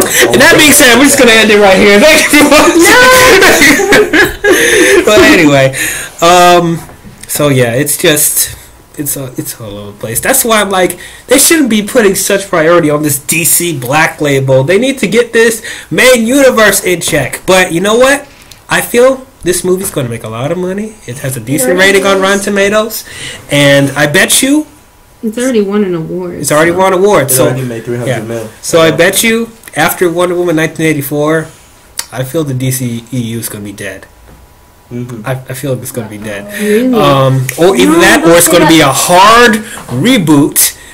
And I'm like, yeah. Actually, you know what? I support that. I'll play Batgirl. Release. I think they already, because Cassandra Cain's in Birds of Prey, and then Matt Reeves probably already knows who he wants as Batgirl. They should just release. He's a version of 5 Batgirl. Years. They should just re-release Dark Knight every 5 years. I would not like that. I know. That's okay. Everybody would get so tired of the Rachel thing. I wouldn't. God, I hate Rachel in The Dark Knight. I hate her so much. I can't stand her. Funny story. So, she's Jake Gyllenhaal's sister. And Jake Gyllenhaal was up for the role of Batman. And they would have been lovers in that movie. I'm glad they didn't do that. No, let's do Christian Bale. Yeah, it's a Christian Bale. But I mean, because Jason Momoa, Aquaman, he was successful. I really liked him. Shazam was really good, and it did pretty well. I don't know how Birds of Prey is going to be, and I'm sure Wonder Woman's going to be really good. So, I want them to keep that. And then, what's going on with Henry Cavill? What's going on with Henry Cavill? We were actually just talking about that. Who could replace him? Who do we have that, Shannon said Dacre Montgomery. Dacre Montgomery Dacre Montgomery. from Stranger Things. He played In Power Billy Rangers. in Power Rangers. He was like the lead Power Ranger. I don't know which one that is. Isn't That he was kind of nice. short? Rangers, The red one. No, he's actually pretty decently tall. I mean, probably Yeah. not Superman tall. He's Billy. He's Billy. I mean, yeah, it was I like- mean, he's only a few years older than me. He's like 24, 25 right now. I think since Good I think idea. they want a Same for Superman that's Supernatural. around the same age as Robert Yeah, Pattinson like because he's in 30? his 30s. Yes, Same so for Supernatural. Isn't that he's I- too old. yeah? He Right. doesn't look that He's old. too old. Yeah, he was in like a 1990s like as a teenager, like DComs, right? Yeah. Yeah. I know so- Dean was on General Hospital. Really? Yeah. I honestly don't know who I would cast because Cavill was borderline perfect for me. He Yeah. was. It's He like, was. Except, CGI face. oh yeah, that crap. Yeah. No, no one likes that movie. We've talked about Nope. this. I feel like I want to do a part 2 Oh my gosh. Of what? of Justice League Oh. review because I didn't get everything I wanted to say because I let you guys talk, but it's like I could go on I'll for have 3 to hours. rewatch it. But release the Snyder cut, please. Full Release the Snyder cut. disclosure. I know, like, you guys are probably not going to agree with me, but Yeah, go ahead. full disclosure, I feel like Joaquin could play a fully developed Joker to the point where it's like they could have a Batman movie with Joaquin's Joker. So would And you? I would love it. So I would feel you like he buy was so him good. in Robert Pattinson's Batman? Are they still Yes. doing Robert? I would Pattinson? love Yes, them together. that's Actually, Yeah, that would be interesting. that would be so cool. I would love to see that. I would spend change some things here and $20 on there, it. but I actually would be interested in Yeah. that. But Yeah, that'd be really cool. I would, yeah. okay, Let's do it. yeah, cool. Let's But- do that and Flash and Green Lantern and all that shit. Ezra Miller's apparently still Flash, so I'm like, thank you.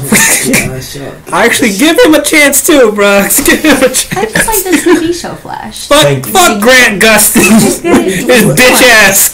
Hey, you want to see a magic? In that stupid crisis crap. You know what kind of looks like the Flash to me? Oh. Andrew Garfield. He does, low key.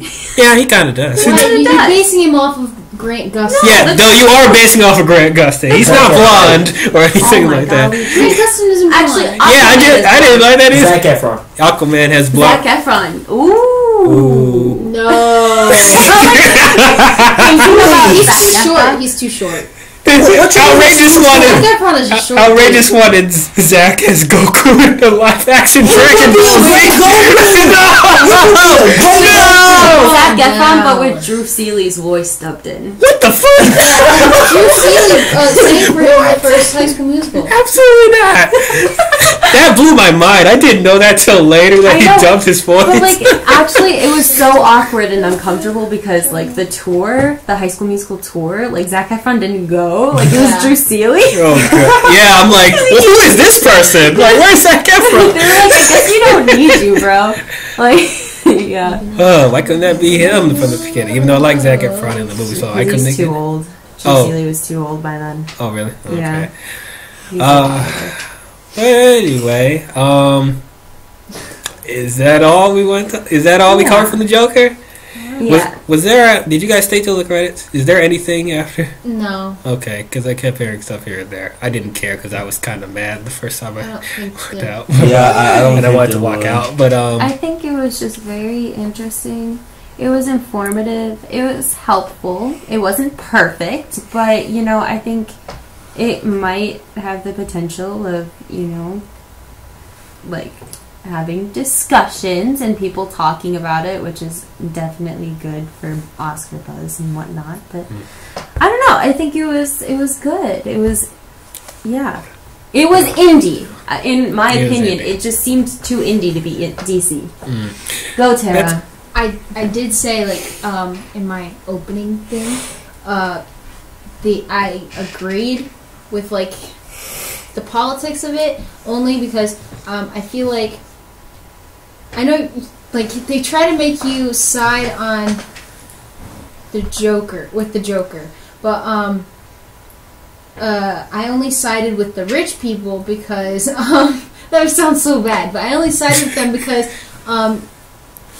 they were you kind of can't. getting murdered. Violence isn't the answer. Yeah. I it's feel like not. that was the biggest moral that I took out of this, and that's violence isn't the answer, and that's why at the end it's kind of like you feel sick to your stomach because you're almost like, this guy has been tortured, Yeah. and you almost want to side with him, but you can't because you know violence isn't the answer. There's no reason that he should have killed all these people, really. It was like watching your hero fall. So that's what I meant in my Yeah. opening statement. That I agree with that. I agree. Yeah, I have to agree with Tara. Like, I didn't side with. Obviously, you don't start off to side with like the upper class. Absolutely not. You definitely get pissed off, but then when he kills people, you're like, oh, whoa, wait. He's worse. But he makes such good points too, where it's like, no one cared about me. Why is everybody talking about the rich guys that were just killed? Nobody cares about me. They just beat me up in the alleys. Like, Right. So it's like, it's ultimately because, you know what, I just thought about this because I'm stupid, but like, ultimately because you can't really take either sides because you're like stupid people who beat other people up, just because they have less money or they have jobs that require them to do things that aren't really the most beautiful job type of thing. Just because like they're different or whatever, you're going to beat them up. That's terrible. Like, you're obviously not going to side with those disgusting people, but then also there are the other disgusting people, like the Joker, who's like murdering them. Once again, Tara, like what Tara said, violence is the answer. So now that you're split dead center between these two parties of people, it's almost like how do I explain? Like, it's almost you're like let me get back to that. It's you know like what, Mike? it's like you left to your own like your interpretation, what you get out of it. Like, which one do you go side with more? Watchmen, anybody? Yeah, it's almost like ultimately the filmmakers are trying to say it's human life, and that's what should be. There's never important. Black and white. It's always a gray area. It's just that like. Just knock off your stupid antics, and then also don't kill people. Like, it's just, it's almost like you come off like you leave the film just being like, I just respect everyone. Mm-hmm. I don't know. Is it cool if I jump in on here? Yes, go ahead. Okay, and then we got to close it out. Yep. Okay, so I guess I don't think anybody's touched on this, but like I guess a subtopic is like what's normal, because like. During when he's on the couch and talking to Robert De Niro and stuff, he basically says like, y'all make what's funny, and he's talking to like the rich people, like, and I equate that to like the popular kids in school, right? Like, they make what's cool and stuff, and Joker doesn't like fit in. And how does that make you feel? Makes you feel lonely, scared, and depressed and upset and everything. And me and Shannon talked about what he wrote in the notebook. He basically said, like, you're expected to behave if you're mentally ill as if you don't. And before, like, all that, like, he's been taking care of his mother. He's trying to work. He's a normal dude that has issues, but he takes his medicine. He's self-aware. And, like... He was a person in society. He was. Yeah, and he was a real, genuine person. And, yeah, so, yeah, I definitely agree with that. And I guess, like, another thing, like, you could agree and disagree. Like, the world makes killers, but how Shannon said, it's about how you take it. Yeah, it's how you react to it, basically. And not everyone reacts to it. Mm-hmm. And also...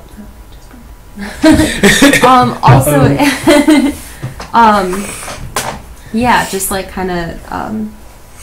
going off what you said about like norms, like also this is just something that's kind of a little bit too like chicken soupy for some people, but like there is no normal, like it really doesn't exist. There's so many different versions of reality in the world that there is no normal. There's just life and people and like, and I think that's also what this movie was also trying to explain too, where it's like everybody just has a different way of getting through life, and like it was also offering like a little lesson of just respecting everybody.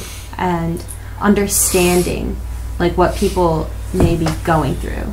You know, there are even moments where you're like, just tell him you have a condition, give him the card, you know, when he's laughing hysterically and they're like punching him and being and that's when you're like feeling physical pain, because it's like, if you only knew what he's going through, maybe you'd have some patience, you know, but like, so I don't know, it's just, there's, once again, it's just like filmmakers taking real life anxieties that people have that are genuine, like, you know, wanting other people to have patience with other people and using that against you to create like a narrative that's so suspenseful, because there's so much at stake, there's so much like pain, and you, in the end you're kind of rooting for multiple people, you know, you're rooting for people to live as well as you're rooting for the Joker to feel himself and to become himself and not the Joker, you know.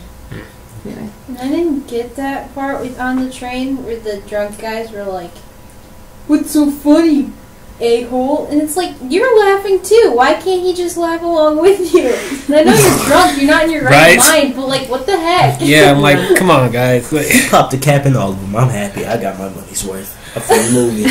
See, I'm happy. Y'all like, yeah, kill more people, Joker. Yeah, y'all some sick fucks. Like I'm talking to you people, being like, yeah, I want to kill a Joker to just kill people. But that's all I did. I see where they're coming from, because it's the Joker, and the Joker's iconic for killing people in this crazy masochistic way. So it's like, you know, you're like, yeah, Joker's out. Kind of like, you know, when the shark comes out in Jaws, or like Godzilla, you're like, yeah, burn some buildings, not some people, you know, but like, I'll admit, that's you know, I was expecting a bigger climax at the end, similar to that. So I'm like, okay, I admit it. And you know, I love me some Godzilla destroying shit. King of the Monsters was awesome. Anyway, yes, that was such a good movie. It was so good. But anyway, I think it's time to close it out. We've gone for a good while. So overall, after talking with everyone, I feel a lot better about the movie, because I was about to tear it apart. But actually, talking to everyone, getting their own perspective on it, I'm like, okay, I feel a little bit better about it. Do I like it? No, I still don't. But it's okay. It's okay. Joaquin Phoenix is great. I thought the cinematography and the overall direction, I thought, was pretty strong. The writing was not great in places. I think it needed a few more revisions before releasing it. There's some stuff here and there they could have explained more. I wanted more tragedy personally. I feel if it was enough for people, that's great. But for me, I just expected something worse. You know, considering the fact that this is the Joker, and I just wanted. You're trying to make him very relatable. I just wanted something to justify the means. Just a little bit more. I just wanted more. Just you know. But overall, I'll give Joker a C+. I'll give it a C+. Yeah, Outrageous is leaving. I give it an A-. What the frick do you mean? Outrageous is outraged. Oh my god. That's fine. Y'all can go ahead, put in the comments, dislike, blah, blah, blah. It deserves an A. It deserves an A+. Look.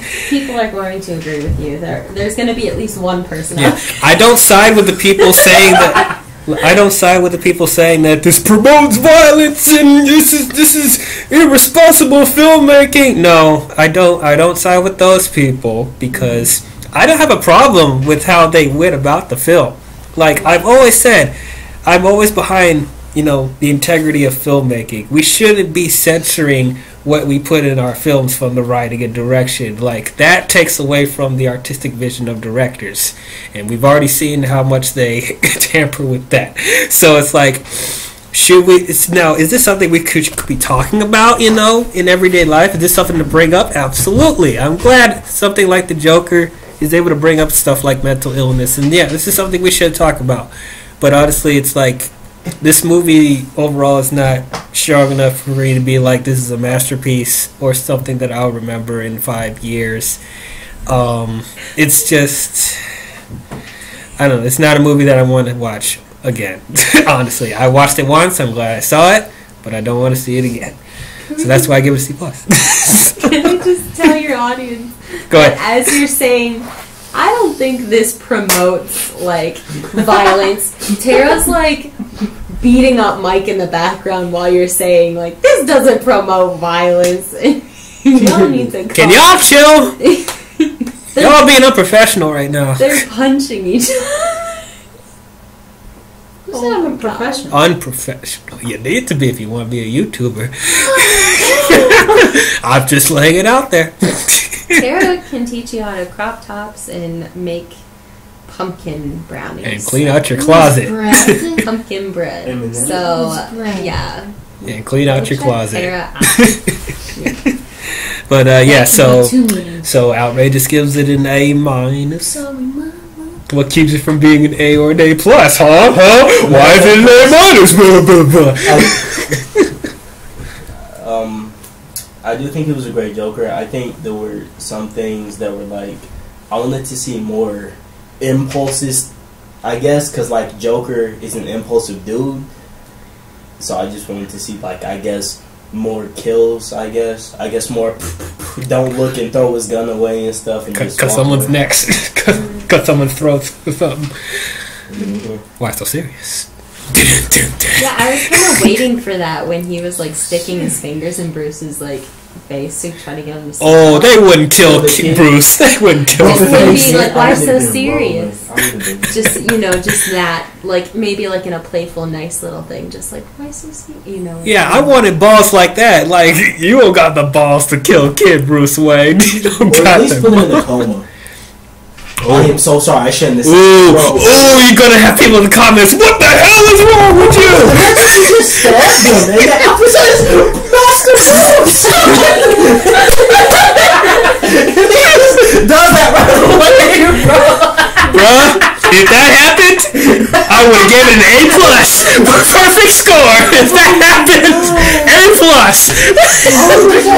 Michael Myers. Not Anyway, Like finally, Bruce says like one line. So why did you do that? Why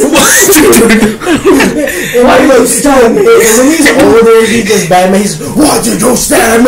Why did you stab me? And the Joker's like, why not? The only thing he said was Bruce. Master Bruce. Master Bruce. So, what's your name? Bruce? And that's it. Well, are you serious? Oh yeah, Yeah, that's all he That's said. One way. Poor kid. Poor kid. Anyway, That kid probably got paid a lot. He's I'm sure. Just for that one word. Kid, he's more rich than I am. Like, Yes. guaranteed. He's not gonna get another role out of just saying Bruce. Yes, he will. You would be surprised. actually, you'd be surprised. You know, Yeah, because he's gonna X-23 end up on, didn't like- talk for a good amount of the movie, and Logan, I bet you she's going to get another role. He's gonna end up in like a Capri Sun commercial. He's gonna get famous again. Millie Bobby Brown. With just Millie she's Bobby 11. Brown? When she's 11. She's just like all she Screaming. says is she just screams and then she's just like I don't know. She says like 2 words. I like in 11 season a 2. lot. I mean, 1. I like. I liked do her not. the most in Anyways. season 1. I don't know. I understand the hate for season 2. I really like season 2. I didn't care for season 3 that much, but anyway, Shannon grade. I mean, I kind of want to be safe and be like B plus. Like, This ain't the channel for safe. Give me what you feel. I mean, I like to save some space. You know, can always like, change your especially- opinion later because that's how humans are. What? You can't change your opinion? That's verbatim. No, that's human beings. We change our opinions later. Yeah. Anyway, but what is your feeling right now? Probably like I would have to go with maybe a B plus, just because yeah, I think it was I would see it again. It was definitely very good, and yeah, I wouldn't have very many corrections. Yes, I thought it was very good. Okay. Tara Grace. I'm giving it a B because, like I said in the beginning, I thought it was good. It did its job, but I don't know if I would see it again. And also, I feel like it needed some Hans Zimmer music with like a. Oh my like, God. when, like, Wow. Heath Ledger's Joker is like saying something and it goes like. This is not the Dark Knight, Tara. But it's so intense. It got me on the edge of my seat. I know. And then this music was just always like. It was a good score. Actually, the score is kind of forgettable in places. Exactly. I don't even remember how it goes. Well, that's our overall thoughts on Joker. What did you guys think about it? I'm sure it's going to be a fight in the comments. Please be civil, guys. But did you guys love it? Did you guys hate it? Did you guys think it was okay? Please comment your thoughts and let us know. Let us know. Yeah. Let us know. So one other question I wanted to bring you guys. There are talks about them possibly doing a second one. Are you guys up for them doing a second movie? Yes. Yeah. That's great because I'm not. Oh. That's great because I'm not. Dang it. Wait, what? Mike, what did you say earlier? I said Jaqueen. Jaqueen Phoenix. Jaqueen Phoenix. My boy Jaqueen from 8 Mile. And then like rumors of Lex Luthor spinoff. Oh my And of course not Jesse. This is Elseworld, remember? This is a DC Black label. This ain't no DCEU. The dude that played the Thing in Fantastic Four. And then there were rumors about Mr. Freeze spinoff as well. I want more Jesse. I want more Get that Joaquin. Yes. I want more well, I want Rob because we haven't gotten Rob yet. Rob who? Rob Bert Pattinson. Oh, Rob Pattinson. Oh, Yes. I forgot. I don't like him. I'm ready to see him as Yeah, Batman. I'm willing to give him a chance. Yep. I'm willing to give. I'm not. Forget the Twilight stuff. That was a bad direction Think and bad about him writing. as Cedric Diggory, Okay. and he was just a teenager. Cedric Diggory, yes, he was good. Cedric I Diggory. have He one was thing to just a say. teen. Bring my body back to my Rob, Rob Zombie should have made the Joker movie. Bring my body back to my. Bring my buddy back. Anyway, what? Rob Zombie should have made the Joker movie. That's it.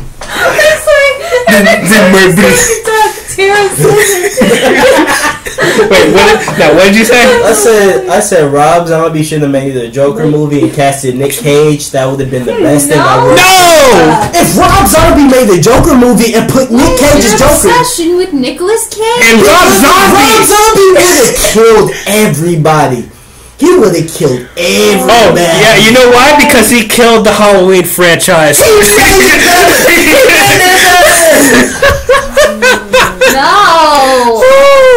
Can we please just not have Nicolas this? Cage will always be the guy who stole the Declaration of He Independence. was always going to be Ghost Rider. Man. No, because you got a better Ghost Rider and Agent No, he sucks. No, he's so much better. Always be the guy who Michael. screamed at bees. Oh, not the beast! Yes, And yes. oh, don't forget, face. If he was killed by some kids in the weird remake of a movie, he got killed by a time or something. He also played the noir. Yeah, that was good Spider-Man. because you couldn't see him acting. It was just his voice. He played in Mandy, and That's his movie best gets performance me. in a while. Him being a noir Spider-Man. Oh my god. Oh, don't forget, he was good in Kick-Ass. Has anyone seen those movies? Yes! There's No a one cult likes those following. movies. I feel like he was People like best Kick-Ass a lot. as Ben from National Treasure. I feel Yeah, like that's that it, was yeah. his best I agree. character. Rider. He's Fuck ever- Ghost Rider and Spirit of Vengeance. Okay, that movie was amazing. That was not amazing. Go home. Oh my gosh.